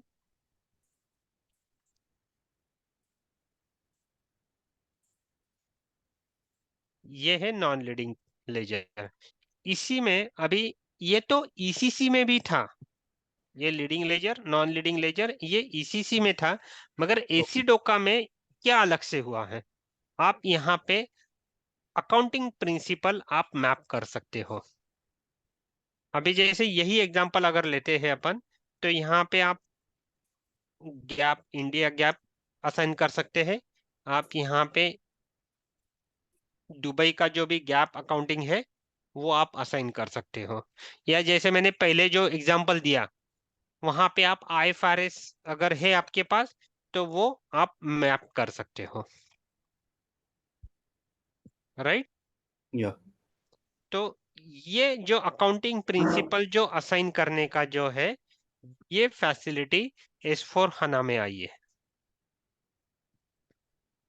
जो ECC में नहीं थी। ECC में आप ये leading ledger non leading ledger बनाने की फैसिलिटी थी, मगर S4 में ये अकाउंटिंग प्रिंसिपल की उसके साथ ऐड हो गई है। और एक क्या है फैसिलिटी S4 हाना में, ECC में सिर्फ आप 3 करेंसी मैप कर सकते थे, मतलब आपकी कंपनी कोड करेंसी और एक दूसरी है हार्डकोर करेंसी और ग्रुप करेंसी, ठीक है। मगर S4 हाना में आप कंपनी कोड करेंसी और उसके अलावा कंट्रोलिंग की करेंसी आएगी, और उसके अलावा आप 8 नए और करेंसी ऐड कर सकते हो, मतलब टोटल आपकी करेंसी रहेगी 10। हम्म ये एक आपका S4 हाना में एडवांटेज है। मतलब आपके अगर 10 कंट्री में 10 करेंसी के ऊपर चल रहा है तो आप 9 ऐसे नॉन लीडिंग लेजर बना सकते हैं और 10वां आपका मेन लीडिंग लेजर रहेगा, ठीक है। और आप लेजर क्रिएट कर सकते हैं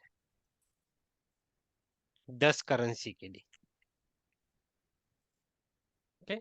ये 10 करेंसी ये कहाँ पे है अपना, आपका S4 हाना में, या और ECC में सिर्फ 3 करेंसी का था।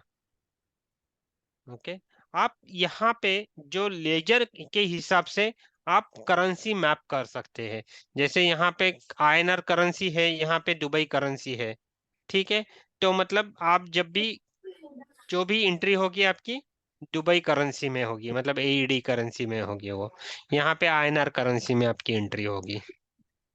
और मतलब टोटल इसकी जो स्क्रीन है, ये जो लीडिंग लेजर या नॉन लीडिंग लेजर बनाने की, वो स्क्रीन ही टोटल चेंज हो गई है।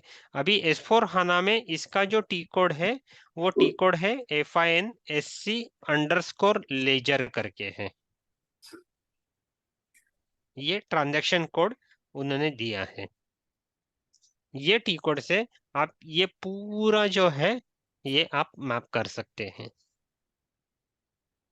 इसका लिंक एसेट अकाउंटिंग के साथ भी है। जब एसेट अकाउंटिंग का आएगा तब मैं वो एक्सप्लेन करूंगा, क्योंकि उसमें भी S4 हाना के इससे चेंजेस हुए हैं।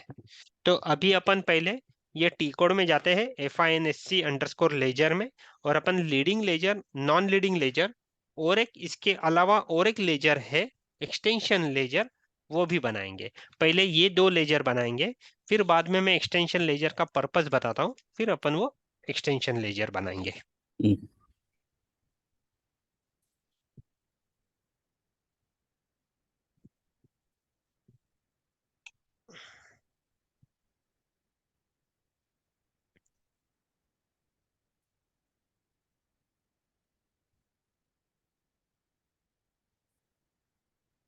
अगर आपको पाथ से जाना है तो financial accounting, financial accounting global setting, ledgers, यहाँ पे पैरेलल अकाउंटिंग करके है, और यहाँ पे डिफाइंड अकाउंटिंग प्रिंसिपल अगर आपको क्रिएट करने हैं तो वो, और यहाँ पे आएगा आपका, मतलब आपके जैसे मैंने बताया इंडिया गैप या AED गैप, ये प्रिंसिपल्स या IFRS, ये ऐसे प्रिंसिपल्स बनाने हैं तो उसके लिए ये पाथ है। और अपने जो लेजर्स बनाने के लिए ये define settings for ledger and currency type, ये पाथ है। जो ये टी कोड है FINSC_लेजर, उसी का ये पाथ है।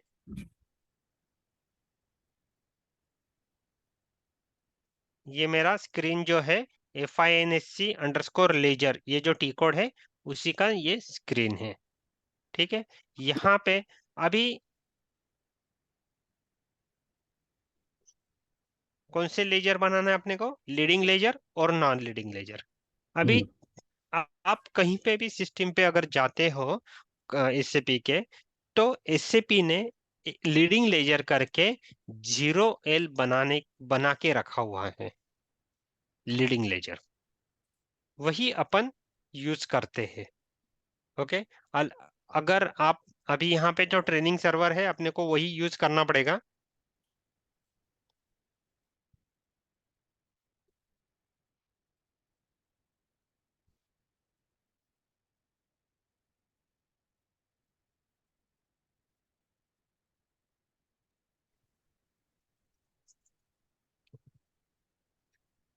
ये ट्रेनिंग सर्वर पे अपने को 0L ही यूज करना पड़ेगा, क्योंकि अपन अगर बनाते हैं तो दूसरे जिन्होंने सेट किया है उनको डिस्टर्ब हो जाएगा फिर वो, या फिर ओके वो सेट करेंगे तो अपने को डिस्टर्ब हो जाएगा। तो ओके लीडिंग लेजर के लिए 0L यूज करते हैं। अभी ये जब बनाते हैं आप, या SAP ने स्टैंडर्ड जो आप यूज कर रहे हैं, तो सिर्फ आपको एक चेक करना है कि ये लीडिंग लेजर के लिए ये ठीक है कि नहीं जो आप यूज कर रहे हो। जैसे आपने ये 0L यूज कर रहे हैं, तो ये ठीक है कि नहीं। ये ठीक किसके लिए रहेगा, सिर्फ आपके लीडिंग लेजर के लिए। ओके, इसके बाद में आपका लेजर टाइप जो रहेगा, ये स्टैंडर्ड लेजर ही रहेगा। यहाँ पे दो टाइप के लेजर है, एक स्टैंडर्ड लेजर और एक है एक्सटेंशन लेजर। अभी अपन जो देख रहे हैं लीडिंग लेजर, वो लेजर टाइप जो है उसका स्टैंडर्ड लेजर है। नॉन लीडिंग लेजर का भी लेजर टाइप ये स्टैंडर्ड ही आता है। ओके, इसके बाद में यहाँ पे आगे उसके रिलेटेड कुछ भी कॉन्फ़िगरेशन नहीं है। अभी ये अपन ने 0L ये डिसाइड कर लिया है कि अपना ये मेन लेजर है, लीडिंग लेजर है। तो अभी अपने कंपनी कोड के लिए ये असाइन करना है, ये लेजर 0L जो है अपने कंपनी कोड के लिए असाइन करना है। वो कैसे असाइन करेंगे, इसको अपन सिलेक्ट करेंगे ये रो, और यहाँ पे प्रोविजन दी गई है company code settings for the ledger, right. ये ओके मैं डबल क्लिक कर रहा हूँ, ये मेरी स्क्रीन ओपन हो गई। यहाँ पे मेरी कंपनी कोड रहेगी,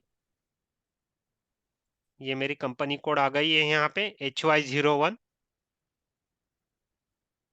ठीक है, ये मैं सिलेक्ट करता हूँ और ये डिटेल्स में जाके चेक करूंगा। ये मेरे कंपनी कोड में जो भी मेरा physical year variant, posting period variant जो अपन ने कल बनाए थे, वो ऑटोमेटिकली यहाँ पे अपीयर हो गए हैं। क्यों? क्योंकि वो मैंने कंपनी कोड पे ऑलरेडी अपन ने कल मेंटेन करके रखे थे, राइट, बनाते वक्त। असाइन कंपनी कोड, ये दोनों जो है, तो ये मेरा लेजर आ गया, ये मेरा कंपनी कोड आ गया, और ये मेरे फिजिकल ईयर वेरिएंट और पोस्टिंग पीरियड वेरिएंट आ गए इसके। और ये मेरी कंपनी कोड करेंसी है, ये 10। 6 टाइप की करेंसी होती है। एक company code currency means local currency होती है, एक हार्ड करेंसी होती है, ग्रुप करेंसी होती है, कंट्रोलिंग करेंसी होती है, इंडेक्स करेंसी होती है, और एक करेंसी होती है ये और एक करेंसी होती है, हम्म, एक सेकंड बताता हूँ तुरंत।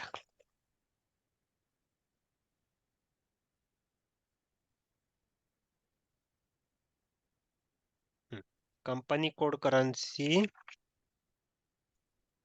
कंपनी कोड करेंसी मतलब आपकी लोकल करेंसी हो गई, group currency, hard currency, index currency, global currency एक होती है, और एक कंट्रोलिंग करेंसी एक होती है आपकी। ठीक है, ये 6 टाइप के करेंसीज होती है। अभी इसके भी डेफिनेशंस है। कंपनी कोड करेंसी मतलब क्या होती है आपकी, जो आपने कंपनी कोड क्रिएट करते वक्त आपने जो मेंटेन की है करेंसी, वो कंपनी कोड करेंसी है आपकी, या लोकल करेंसी बोल सकते हैं। हार्ड करेंसी मतलब क्या रहती है, कंट्री स्पेसिफिक रहती है, वो कंट्री स्पेसिफिक के लिए अपन यूज कर सकते हैं।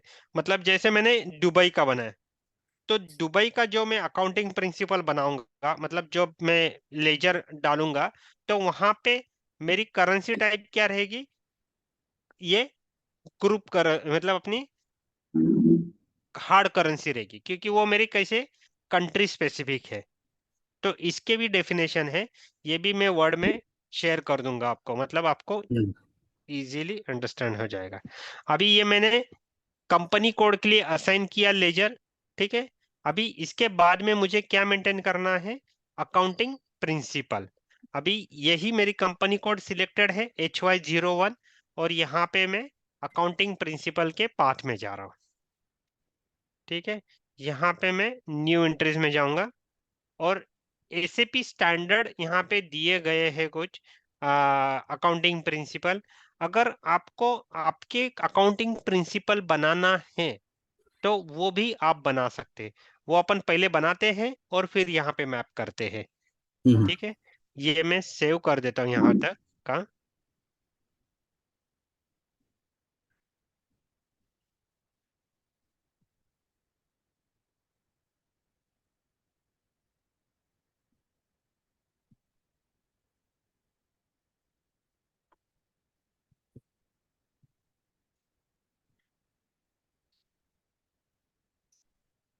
उसका पाथ यहीं पे है, जो मैंने बताया ना, ये डिफाइन अकाउंटिंग प्रिंसिपल, ये वाला क्या है, SPRO, financial accounting, financial accounting global setting, ledgers, ledger में आपका पैरेलल अकाउंटिंग, और यहाँ पे डिफाइन अकाउंटिंग प्रिंसिपल। ये मैं एग्जीक्यूट करता हूँ, और यहाँ पे आप न्यू एंट्रीज में क्लिक कर सकते हैं। अभी यहाँ पे अपन सिर्फ कौन सा है, गैप नहीं है ना वहाँ पे ऐसा लिखा हुआ, सिर्फ गैप ये वर्ड नहीं यूज नहीं है। ठीक है, अपन गैप डालते हैं,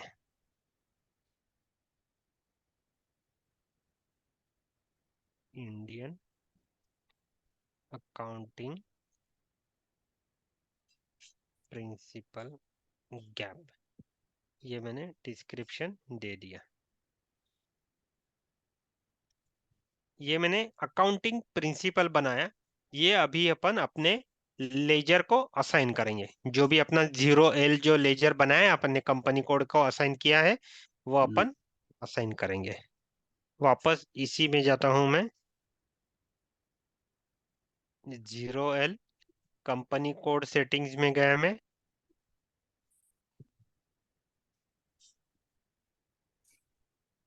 यहाँ पे HY01 कंपनी कोड सिलेक्ट किया मैंने, ठीक है।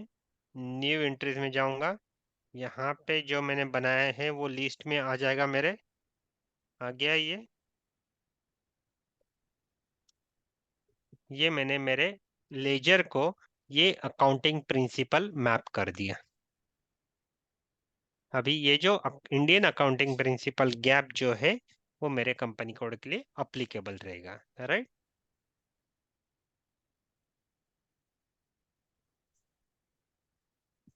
ये हो गया अपना, कौन सा लेजर अपन ने कर रहे हैं अभी, मेन लेजर, मतलब यस, कौन सा है, leading ledger, leading ledger. Okay. अभी इसके बाद में अपन क्रिएट करते हैं नॉन लीडिंग लेजर, मतलब अपना कौन सा रहेगा वो नॉन लीडिंग लेजर, मतलब पैरेलल लेजर, सब लेजर। सब लेजर बोल सकते हैं उसको, पैरेलल लेजर भी बोल सकते हैं, ठीक है।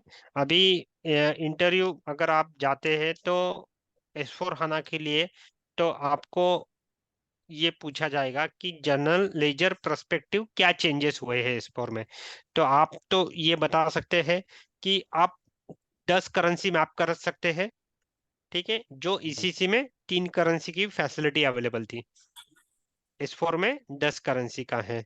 दूसरा, आप लेजर को अकाउंटिंग प्रिंसिपल असाइन कर सकते हो, ओके। और आपका ये टी कोड ही टोटल चेंज हो गया है, ये टी कोड ECC में अवेलेबल नहीं है, FINSC_लेजर करके, उसमें OB28 या OB22 ऐसा कुछ तो भी टी कोड था ECC में, ओके। और इसके अलावा यहाँ पे एक एक्सटेंशन लेजर करके इंट्रोड्यूस हुआ है, तो अभी नॉन लीडिंग लेजर बनाने के बाद वो अपन एक्सटेंशन लेजर कैसे बनाते हैं और उसका पर्पज क्या है वो भी अपन देखेंगे, ठीक है।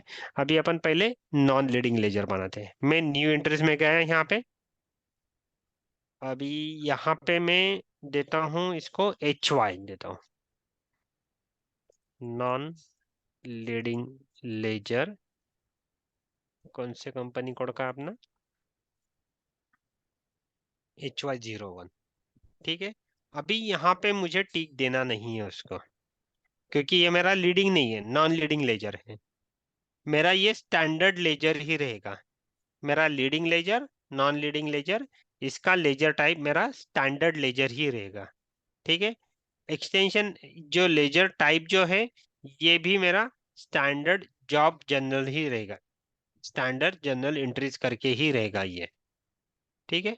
और बाकी कुछ भी चेंजेस नहीं करने हैं मुझे, ये मैंने सिर्फ मुझे नॉमेनक्लेचर देना है और उसका डिस्क्रिप्शन देना है। और अभी ये मैं सिलेक्ट करूंगा और अभी ये मेरे कंपनी कोड में असाइन कर दूंगा।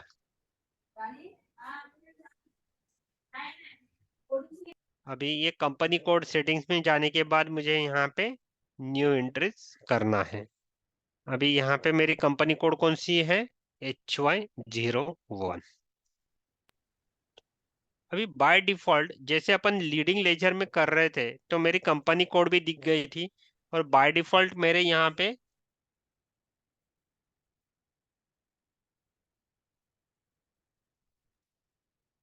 फिस्कल ईयर वेरिएंट और पोस्टिंग पीरियड वेरिएंट ये दोनों चीजें आ गई थी, ठीक है। मगर यहाँ पे नहीं आए हैं, क्यों, क्योंकि अपना अगर लीडिंग लेजर का अपन पोस्टिंग पीरियड वेरिएंट या फिस्कल ईयर वेरिएंट अलग है, और ये नॉन लीडिंग लेजर का अलग रख सकते हैं अपन।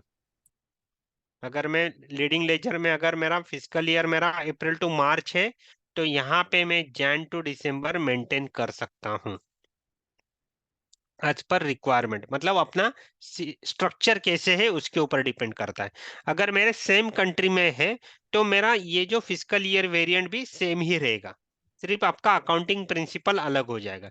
मगर आपके कंट्री स्पेसिफिक आप नॉन लीडिंग लेजर बनाने जा रहे हो तो आपका फिस्कल ईयर वेरिएंट भी चेंज हो सकता है, क्लियर। या अभी अपन यहाँ पे अलग लेते हैं, ठीक है। ये मैं यहाँ पे K4 करके अप्रैल टू जैन ये कैलेंडर ईयर का लेता हूँ।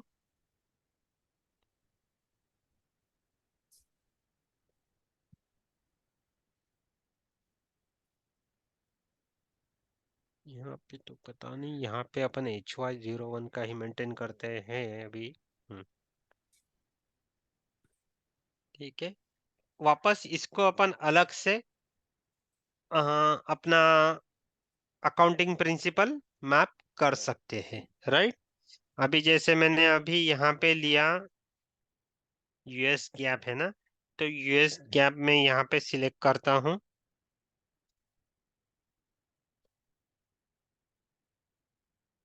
ये हो गया मेरा यूएस गैप का मतलब ledger group HY is created only with ledger HY, मतलब मेरा ये नॉन लीडिंग लेजर क्रिएट हो गया ये, राइट। मतलब मेरा जो कंपनी कोड है HY01, वहां पे मैंने 2 लेजर बनाए हैं। एक मेरे लीडिंग लेजर जो 0L है, और दूसरा जो है HY है, वो नॉन लीडिंग लेजर है। इसमें मैंने यूएस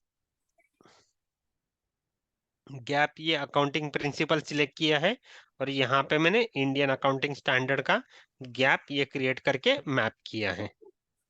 क्लियर, ये यस मेरे अकाउंटिंग लेजर बन गए। अभी इसमें मेरी जो भी अकाउंटिंग एंट्री पोस्ट होगी, ये मेरी कौन से टेबल में जाएगी, ये एसी डोका टेबल में जाएगी। ओके, ईसीसी में मतलब यहाँ पे भी S4 में भी जाती है। ईसीसी में फ्लैगल फ्लेक्सा करके एक टेबल है, वहां पे एंट्री रिफ्लेक्ट होती थी सिर्फ। यहाँ पे एसी डोका टेबल और फ्लैगल फ्लेक्सा का स्ट्रक्चर चेंज हो गया टेक्निकली। ये एसी डोका मेन टेबल है अपना ट्रांसपेरेंट टेबल। ओके, ये जो टेबल है ये तो सिर्फ अपना S4 हाना में ही इंट्रोड्यूस हुआ है। इसके कारण बहुत सारे जो है एंड यूजर की एक्टिविटी ये कम हो गई है, रिकंसिलेशन रिलेटेड वगैरह। ठीक है, अभी यस तीसरा जो लेजर है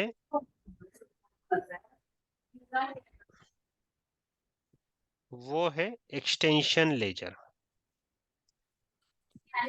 अभी ये एक्सटेंशन लेजर जो है ये S4 हाना में ही इंट्रोड्यूस हुआ है। अभी इसको बोला जाता है एक्सटेंशन लेजर को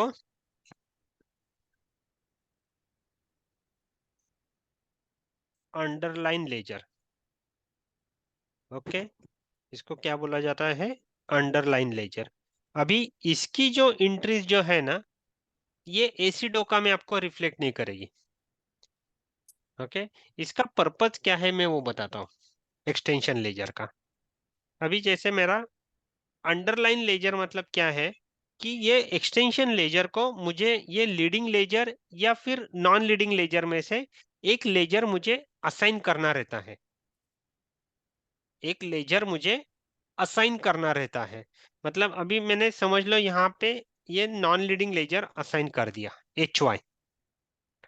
तो ये जो नॉन लीडिंग लेजर में जो भी मैं करेंसी यूज कर रहा हूँ, या जो भी मेरा फिस्कल ईयर वेरिएंट है, जो भी मेरा पोस्टिंग पीरियड वेरिएंट है, वो सारा ये एक्सटेंशन लेजर के लिए ऑटोमेटिकली अप्लीकेबल हो जाएगा। यहाँ पे मैं एक्सटेंशन लेजर या फिर पोस्टिंग पीरियड, एक्सटेंशन लेजर में पोस्टिंग पीरियड वेरिएंट या फिस्कल ईयर वेरिएंट मैं अलग नहीं रख सकता हूँ, क्योंकि मेरा वो कहाँ से आ रहा है, अंडरलाइन लेजर जो मैंने सिलेक्ट किया है उससे आ रहा है। ठीक है, अभी ये एक्सटेंशन लेजर में किस टाइप की एंट्री कर सकते हैं अपन। अभी मेरा पोस्टिंग पीरियड क्लोज हो गया है। अभी आज मेरी तारीख है 7 जनवरी। ठीक है, मेरा FI का पोस्टिंग पीरियड क्लोज हो गया है 7 जनवरी 2024 को। ठीक है, मगर मेरे कुछ कंट्रोलिंग मॉड्यूल के एंट्रीज बाकी है, कंट्रोलिंग मॉड्यूल के एंट्रीज बाकी है। तो वो एंट्रीज करने के लिए अपन ये एक्सटेंशन लेजर यूज कर सकते हैं। ठीक है, और वो अपन जो कल देखा था ना OB52 में, अलग से अपन कंट्रोलिंग मॉड्यूल का पीरियड ओपन रख सकते हैं अपन। तो वहां पे जाके अपन एक अगल अलग से पीरियड अगर अपन ओपन रखते हैं, तो ये एक्सटेंशन लेजर पे अपनी एंट्री अपनी पोस्ट हो जाएगी। तो उसका इम्पैक्ट अपने मेन लेजर पे नहीं होगा। क्योंकि आपके जो एक्सटेंशन लेजर कौन से एंट्रीज हो रहे हैं, आपके कंट्रोलिंग मॉड्यूल के। कंट्रोलिंग मॉड्यूल के जो एंट्रीज है वो आपके फाइनेंशियल स्टेटमेंट में रिफ्लेक्ट नहीं करते, क्योंकि वो cost object to cost object entries रहती है। जैसे मैंने कल दिखाई थी ना, सैलरी अकाउंट की एंट्री आपके हम्म, फाइनेंस के सैलरी, मार्केटिंग की सैलरी वहां पे शिफ्ट हो रही है। तो अगर वो एंट्रीज करनी है cost object to cost object, KB11 करके टी कोड है, अगर आप ये यूज कर रहे हैं तो आप ये एक्सटेंशन लेजर से आप एंट्री पोस्ट कर सकते हो। राइट, ये उसका पर्पज है। और दूसरा एक क्या है कि आपको अगर नॉन लीडिंग लेजर क्रिएट करना है ना, तो आप ईयर के स्टार्टिंग में ही कर सकते हो, फाइनेंशियल ईयर के स्टार्टिंग में। इन बिटवीन आप नहीं क्रिएट कर सकते हैं। क्यों? क्यों नहीं कर सकते? क्योंकि आपका जो भी लीडिंग लेजर में जो भी एंट्रीज हो रहे हैं वो सारे रिप्लिका हो रहे हैं आपके नॉन लीडिंग लेजर में। राइट, तो अगर इन बिटवीन अगर बनाते हैं तो आपके आधे ही एंट्री वहां पे पोस्ट हो गए। मतलब एग्जांपल देता हूं, ये मेरा लीडिंग लेजर मेरा अप्रैल टू मार्च में है, राइट। और मैंने नॉन लीडिंग लेजर अगर मैंने जुलाई में क्रिएट किया, मगर मेरे अप्रैल से लेके जून तक की एंट्री यहाँ पे आएगी नहीं, तो मेरा वो प्रॉपर फाइनेंशियल स्टेटमेंट क्रिएट नहीं होगा। हम्म, राइट, तो या इसलिए अपन नॉन लीडिंग लेजर ईयर के इन बिटवीन कभी भी नहीं बना सकते। आपको वो फाइनेंशियल ईयर के स्टार्टिंग में ही बना सकते हैं। मगर एक्सटेंशन लेजर आप कभी भी बना सकते हैं, मल्टीपल टाइम्स। ये एक मेजर डिफरेंस है आपके नॉन लीडिंग लेजर में और एक्सटेंशन लेजर में। समझ में आ गया दोनों का मेन डिफरेंस क्या है? यस। और आप नॉन लीडिंग लेजर में अपना खुद का पोस्टिंग पीरियड वेरिएंट या फिस्कल ईयर वेरिएंट डिसाइड कर सकते हैं। एक्सटेंशन लेजर में वो डिसाइड नहीं कर सकते, क्योंकि वो किसी के ऊपर डिपेंडेंट है। मतलब अंडरलाइन लेजर जो अपन बोलते हैं वो।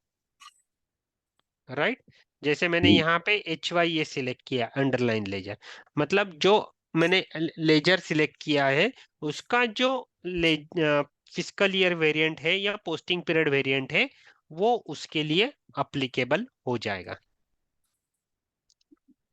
क्लियर? ये मेजर उसमें डिफरेंस है। और ये एक्सटेंशन लेजर जो है ये S4 हाना में ही इंट्रोड्यूस हुआ है, ECC में ये नहीं था। अभी अपन ये एक्सटेंशन लेजर कैसे क्रिएट करते हैं वो अपन देखते हैं।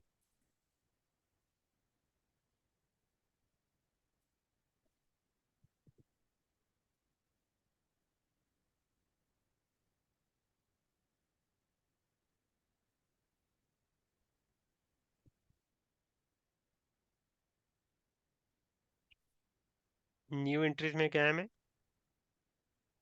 यहाँ पे मैं देता हूँ HU करके, एक्सटेंशन लेजर फॉर HY01। ठीक है, यहाँ पे मेरा टिक नहीं रहेगा, लेजर टाइप यहाँ पे मेरा चेंज हो जाएगा, यहाँ पे आएगा मेरा एक्सटेंशन लेजर करके।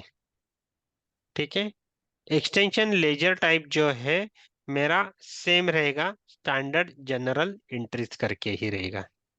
और अंडरलाइन लेजर यहाँ पे मुझे देना है, मैं एक तो 0L भी दे सकता हूँ, मतलब मेरा लीडिंग लेजर का, या फिर मेरा जो नॉन लीडिंग लेजर जो बनाया है वो भी मैं दे सकता हूँ। मतलब किसके ऊपर डिपेंडेंट रहना है वो मुझे यहाँ पे असाइन करना है। राइट, ओ, ये मैंने दे दिया। अभी ये मुझे अपने कंपनी कोड में असाइन करना है कि मैंने रो सिलेक्ट कर ली, कंपनी कोड सेटिंग्स में गया मैं, ये आ गया बाय डिफॉल्ट मेरे डिटेल्स HY01। अभी यहाँ पे मेरा ग्रे आउट है फिजिकल ईयर वेरिएंट, ये मैं चेंज नहीं कर सकता। राइट, क्योंकि ये मेरा किसके ऊपर डिपेंड रहेगा, वो HY01 पे।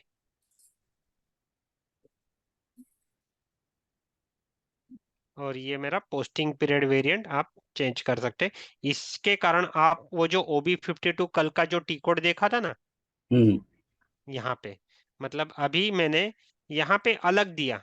अभी जैसे मेरा HY01 है, अभी मैंने दे दिया कौन सा, मैंने एक बनाया नया एक्सटेंशन लेजर के लिए HU01। ठीक है, तो उस हिसाब से मैं OB52 में स्क्रीन में जाके मैं डाल सकता हूँ, और ये कंट्रोलिंग पीरियड में 8-9 जो बैकडेटेड मुझे एंट्री करना है वो यहाँ पे मेंटेन कर सकता हूँ, और मैं एंट्री पोस्ट कर सकता हूँ कंट्रोलिंग के। ये पर्पज है एक्सटेंशन लेजर का। इंटरव्यू में क्वेश्चन आ सकता है आपको ये, tell me the difference between non leading ledger and extension ledger. Okay और नॉन लीडिंग लेजर की जगह वो स्टैंडर्ड लेजर भी पूछ सकते हैं, क्योंकि लीडिंग लेजर और नॉन लीडिंग लेजर ये दोनों किस में आते हैं, स्टैंडर्ड लेजर कैटेगरी में आते हैं। क्लियर? यस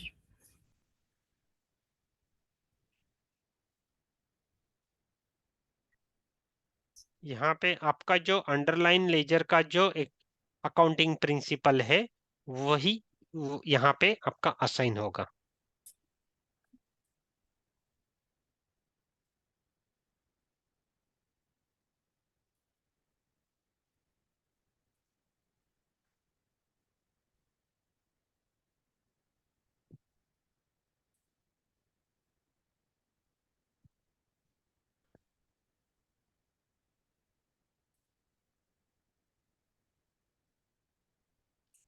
कौन से लेजर देखे अपन ने?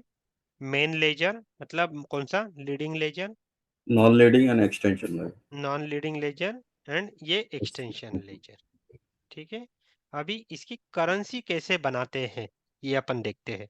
मतलब जैसे मैंने बताया आपको कि 10 करेंसी अपन असाइन कर सकते हैं, मगर जो मैंने करेंसी बताई आपको 6 करेंसी रहती है। Company code currency, group currency, hard currency, index currency, global currency, controlling currency. ठीक है, by default company code currency और कंट्रोलिंग करेंसी ये बाय डिफॉल्ट मेंटेन रहती है।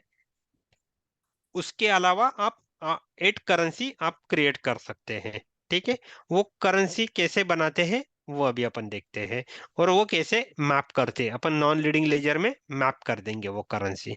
अभी जैसे यहीं पे है, यहाँ पे ये जो है करेंसी टाइप का, यहाँ पे आप बना सकते हैं। ये मैंने करेंसी टाइप पे क्लिक किया। ठीक है, अभी 10 20 30 40 50 60 70 ये सब बना चुके हैं। Hard currency, index based currency ये भी बनाया है। ठीक है, मैं न्यू एंट्रीज में गया, करेंसी वैल्यूएशन मैंने 80 दिया यहाँ पे। डिस्क्रिप्शन देता हूँ, मतलब अपने को कौन सी बनानी है, हार्ड करेंसी बनानी है, मतलब कंट्री स्पेसिफिक एक करेंसी बनानी है। हार्ड करेंसी मतलब क्या है, it's a country specific and use for country specific requirements like reporting, मतलब अपने को वो कंट्री के लिए ही रिपोर्टिंग करना है, तो उसके लिए अपन एक नॉन लीडिंग लेजर बना के अपन वहां पे ये करेंसी अगर असाइन करते हैं तो उसके लिए अपन यूज कर सकते हैं। हार्ड करेंसी, ये मैं कंपनी कोड स्पेसिफिक दे देता हूँ। ठीक है, अभी यहाँ पे ये जो दिया है ना ऑप्शन,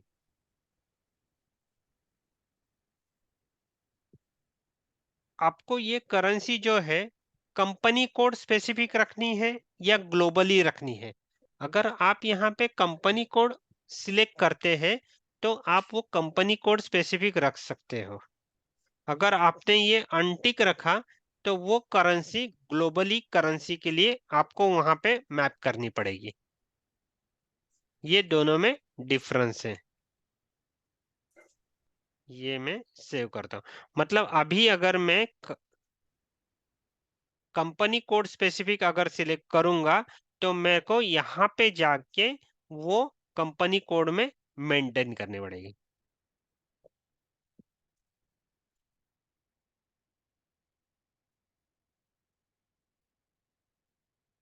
अभी ये मैं रो सिलेक्ट करता हूँ,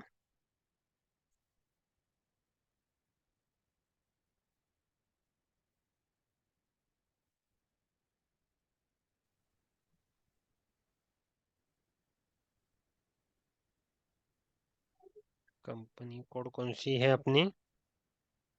HY01, ठीक है। इसके बाद में मेरा रहेगा कंपनी कोड का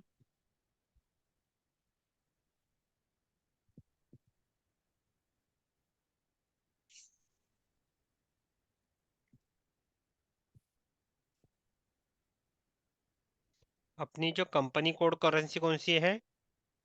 ये हार्ड करेंसी दी है अपन ने। यहाँ पे मैं देता हूँ करेंसी USD, ठीक है। अपनी ये सोर्स करेंसी टाइप कौन सी है? 10 है अपनी, जो अपन ने कंपनी कोड के लिए यूज कर रहे हैं वो।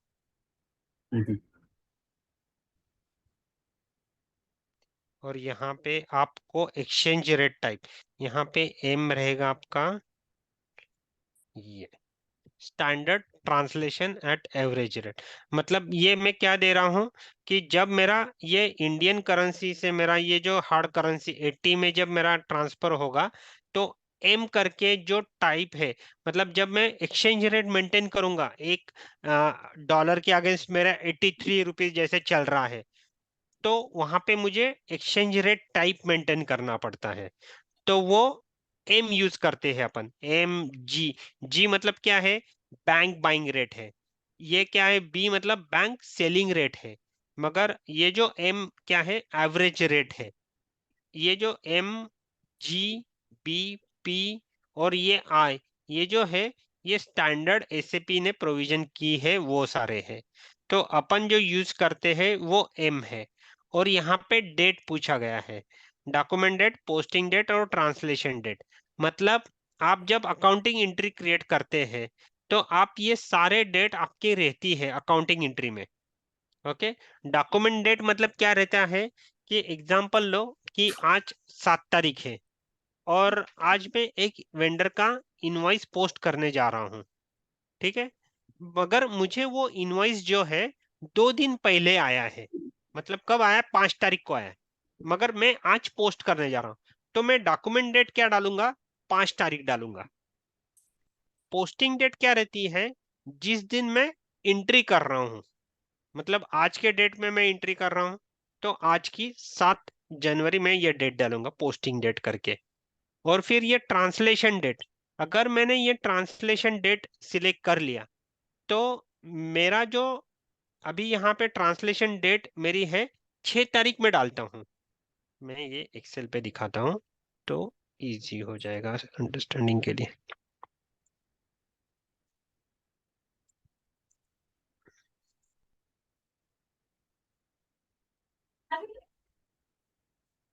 वेंडर इनवॉइस रिसीव्ड डेट, ठीक है।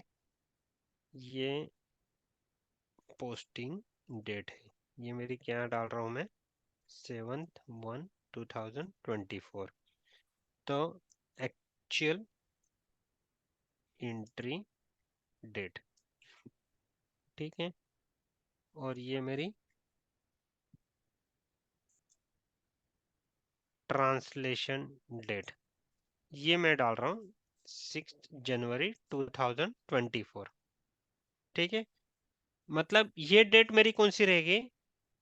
ये डेट रहेगी, ये 6 तारीख को एक्चुअल क्या एक्सचेंज रेट था, मतलब मेरा वो डेट में ये 6 तारीख कंसिडर करूंगा। मतलब एक मेरा टेबल रहता है, टी कोड रहता है OB08 करके, तो वहां पे मुझे ये सारे मेंटेन करने रहते हैं। तो 6 तारीख को क्या रेट है, वो रेट अपना सिस्टम उठाएगा।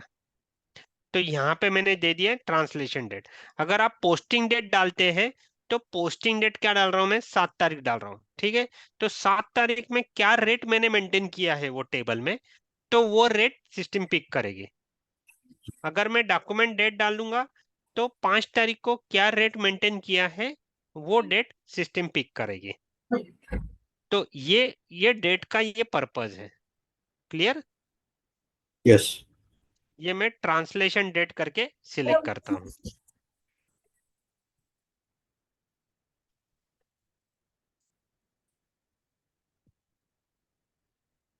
ये इस तरह से आप ये मेंटेन कर सकते हैं। अभी ये तो मैंने ये 80 ये मेंटेन कर दिया, ये कंपनी कोड करेंसी में ये मैंने सेव किया यहाँ पे। और बाद में अभी अपन अपने लेजर में मेंटेन करते हैं। और जो कन्वर्जन रेट दिया है डॉलर हाँ रिलेटेड, वो हाँ हाँ। ऑटोमेटिक रिफ्लेक्ट हो जाएगा कि करना पड़ेगा नहीं नहीं नहीं, अपने को एक टी कोड में मेंटेन करना पड़ता है वो। Every day? वो ओके। और वो भी कैसे डिसाइड होता है कि आप डेली मेंटेन करोगे या फिर वीकली मेंटेन करोगे, मतलब वीकली मतलब आप मंडे ही मेंटेन करोगे या फोर्टनाइटली या मंथली, वो डिसाइड होता है। उसके बेस पे आपको मेंटेन करना पड़ता है। Okay okay. ये जो टेबल है मेरा टिकर करके, यहाँ पे वो स्टोर होता है सारा। ये देखो, ये एम है मेरा, एक्सचेंज रेट टाइप जो अपन ने यहाँ पे मेंटेन किया है, राइट। ये मेरा फ्रॉम करेंसी टू करेंसी है। ये वैलिड डेट, मतलब ये जो मैं सिलेक्ट कर रहा हूँ, ट्रांसलेशन डेट सिलेक्ट कर रहा हूँ, तो वो जो मैंने 5 तारीख डाली, तो यहाँ पे वो चेक करेगा कौन सा है मेरा यूएसडी टू आईएनआर। तो यहाँ पे 5 तारीख सिलेक्ट करेगा, वहां पे क्या रेट है वो देखेगा। सपोज ये मैं मुझे नहीं का मुझे आरबीआई रेट अप्लाई करना है डे टू डे, हाँ हाँ हाँ। तो वो कैसे होगा फिर? तो अभी आपको डे टू डे बेस पे मेंटेन करना पड़ेगा यहाँ पे। Okay okay. ये तो मैंने टेबल दिखाया है, इसका जो टी कोड है यहाँ से आप मेंटेन कर सकते हैं। हम प्रीवियसली क्या करते थे, मेरा बैंकर्स ये सिटी बैंक है बरोबर। हम्म। तो Citi bank is day to day TT sheet देते हैं हाँ और बराबर है, बाइंग रेट सेलिंग रेट, ठीक है। बराबर है। तो उसके हिसाब से मैं एवरीथिंग मैं foreign payments reflected to Citi bank, ठीक है। हाँ हाँ तो डे टू हाँ। डे टीटी शीट के हिसाब से वो रेट देते हैं, तो डे टू डे मेंटेन करते हैं। बट अभी क्या मल्टीपल बैंक्स हो गया ना, तो सिटी बैंक का रेट हाई रहता है, कभी आईसीआईसीआई कम रहता है। तो बराबर इज है, common margin RBI rate use करते हैं हम लोग, ठीक है। बराबर बराबर। एंड फॉर इनवॉइस पर वो कस्टम का रेट अप्लाई करते हैं। कस्टम रेट अच्छा इज वो 15-15 डेज का रहता है। 1 to अच्छा। 15 के लिए अलग रहता है और 16 to 30 के लिए अलग रहता है। जो ओके। एक्सपोर्ट इनवॉइस बनते हैं वो 15-15 दिन, या इम्पोर्ट जो ड्यूटी वगैरह भरते हैं बिल ऑफ हाँ एंट्री, हाँ हाँ वो हाँ। 15-15 दिन का रेट रहता है। ओके शिपिंग बिल जो बनते हैं वो 15-15 दिन का रेट रहता है। ओके। ऐसा। अभी आप अगर 4 कंट्री में काम कर रहे हैं, यूएसडी, यूरोप, हम्म, जर्मन, हम्म, ऑस्ट्रेलिया, हर एक का रेट अलग अलग है, ठीक है। हम्म, और आपको ये डेली बेस पे रखना है, हम्म, तो आप इसमें ऑटोमेशन भी करके रख सकते हैं। ऑटोमेशन इन द सेंस मतलब कैसे, कि आप एक तो डाउनलोड कर लो आरबीआई के जहां से आपको फाइल मिल रही है वो, हम्म, और एक फोल्डर पे सेव कर दो, ठीक ओके। है। ये सेव करने के बाद आप अभी ये बॉट से भी कर सकते हैं, बॉट थ्रू भी ये कर सकते हैं अभी।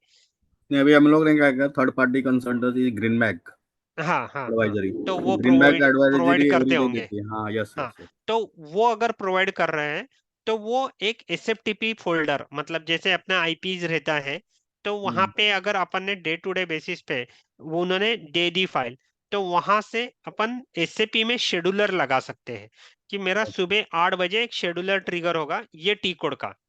ये जो OB08 है, ये टी कोड का मैं एक प्रोग्राम बनाऊंगा बैकग्राउंड में, और उसका शेड्यूलर ट्रिगर होगा वहां पे, जहां पे अपना फोल्डर डिसाइड किया है, वहां से वो फाइल पुल करेगा और वो डेटा यहाँ पे स्टोर कर देगा। ओके। तो विद इन 5 to 10 मिनट, मतलब 5 मिनट्स भी ज्यादा है, 1 or 2 मिनट्स में वो सारा डेटा अपलोड हो जाता है और आपको यहाँ पे रिफ्लेक्ट हो जाता है ऑटोमेशन प्रोसेस थ्रू, अगर डे टू डे बेसिस पे आपको हाँ अगर हाँ करना है तो। हाँ, डे टू डे रहता है, बट हाँ समटाइम्स सपोज वो मेल आता नहीं है, हाँ, ठीक है, क्योंकि ग्रीनबैक। ये ऑटोमेशन करने से किसी के ऊपर डिपेंडेंसी नहीं रहती। अगर आप हम्म। करने वाले एक ही बंदा है और हम्म, उसने इमरजेंसी में छुट्टी ले ली, तो हम्म। प्रॉब्लम आ सकते हैं। तो ऑटोमेशन, ये जो चीजें हैं आप ऑटोमेटेड करके कर सकते हैं एसएपी में। नहीं, बट सपोज ग्रीनबैक का मुझे मेल आता ही नहीं है एक्सेल हाँ का, हाँ ठीक है। हाँ वो 3 दिन के बाद सम प्रॉब्लम हो, हाँ। तो भी तो उसके लिए भी अपन एक कंट्रोल रख सकते हैं कि हम्म, ये एक बार मेरा ट्रिगर हो गया यहाँ पे डेटा, तो रिस्पेक्टिव ऑथराइज पर्सन को अपन मेल भेज सकते हैं एसएपी से, हम्म, आउटलुक में। ओके। हाँ, तो मतलब वो भी टाइमर लगा सकते हैं। मतलब मेरा ये 8 बजे का यहाँ पे अपलोडर है, तो 8:30 का मैं मेल भेज सकता हूँ। तो 8:30 को मेल नहीं ट्रिगर हुआ है, मतलब अपने को फाइल नहीं आई है। या या अपन अगर कुछ एरर आता है, वहां पे फाइल क्रिएट नहीं हो रही है, तो वो एरर भी अपन मेंटेन कर सकते हैं यहाँ पे, जब वो प्रोग्राम बना रहा हूँ मैं बैकग्राउंड में। तो मुझे वो डेट, क्योंकि वो जो फाइल आएगी, अपन वो डेट स्पेसिफिक फाइल उठाएंगे, नॉमेनक्लेचर अपना डेट रहेगा अपना फाइल का, कि आज मेरी 7 जनवरी 2024 की फाइल है, कल की मेरी 8 जनवरी की रहेगी, ऐसे।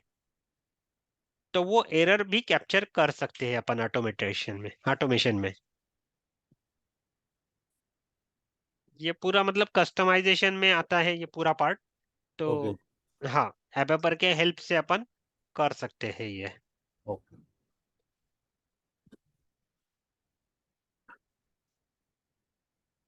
ठीक है, ये मैंने मेरी करेंसी मेंटेन कर दी मेरे कंपनी कोड में।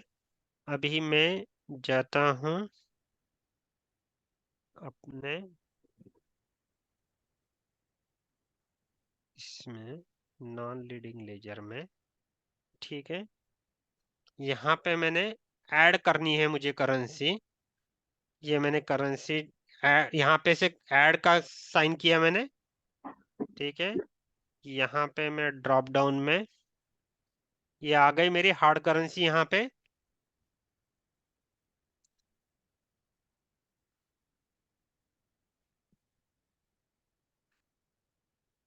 हार्ड करेंसी HY01, ऐसे आप मेंटेन कर सकते हो। मतलब अभी जैसे मैंने यूएस का, मतलब ये मेरा जो नॉन लीडिंग लेजर जो बनाया है, ये यूएस कंपनी कोड के लिए ही होगा, तो वहां पे मैं ये करेंसी मेंटेन कर सकता हूँ।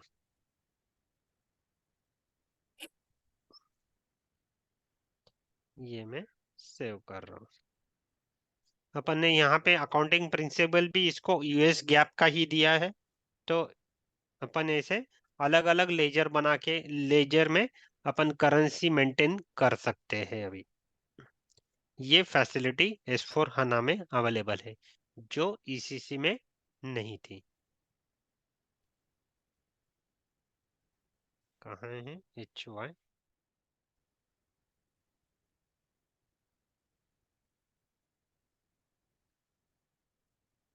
Clear?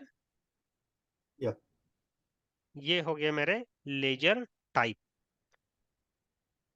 Leading ledger, non leading ledger और एक्सटेंशन लेजर।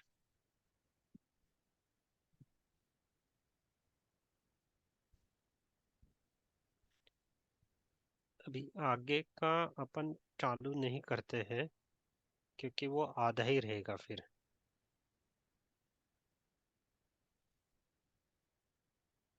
ये मैं डिलीट कुछ भी नहीं करता हूँ, ये सिर्फ मैं अरेंज करके देता हूँ।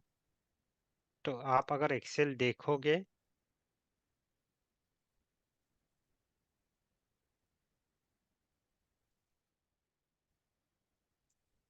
फॉर एक्सटेंशन लेजर, ठीक है, ये डॉक्यूमेंट डेट जो है, ये किसके लिए है? एक्सचेंज रेट मेंटेन करने के लिए।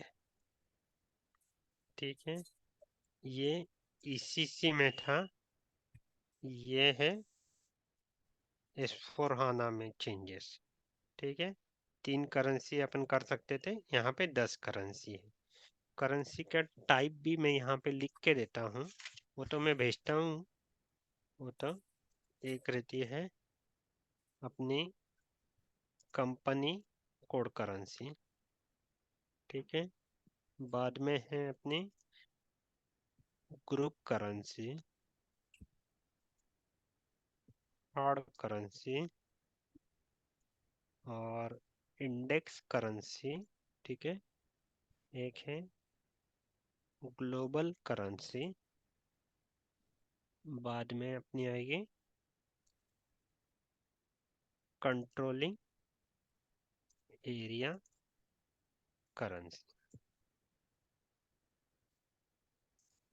टाइप ऑफ करेंसी सेव करना जरूरी है। तो सेव नहीं किया तो क्या होगा? क्लियर? कुछ डाउट, कंफ्यूजन? नहीं।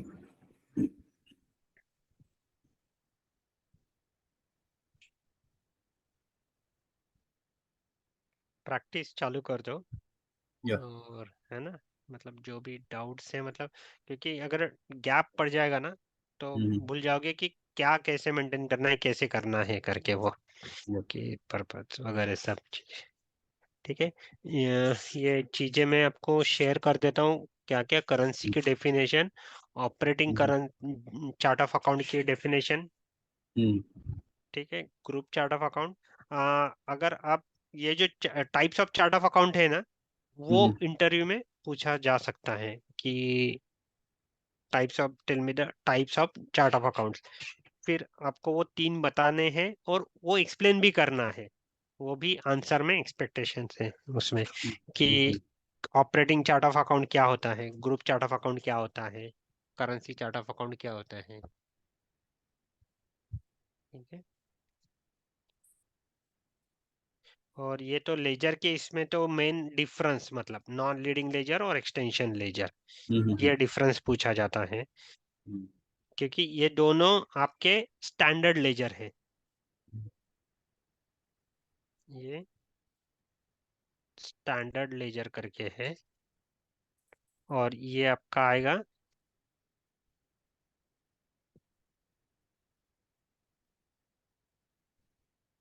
दूसरा, यहाँ पे है एक्सटेंशन लेजर ही बोला जाता है इसको। ठीक है, और कुछ रहा तो नहीं ना, मतलब जो आपको एक्सेल में लिखना चाहिए, जो आपको जब एक्सेल ओपन करोगे तो आप इजीली आप स्टार्ट हो जाएगा आपको। ठीक है, सारा चीजें कवर कर ली आज की ये एक्सेल में भी, चलेगा। नेक्स्ट वीक अपन मिलते हैं। Okay, thank you. Thank you.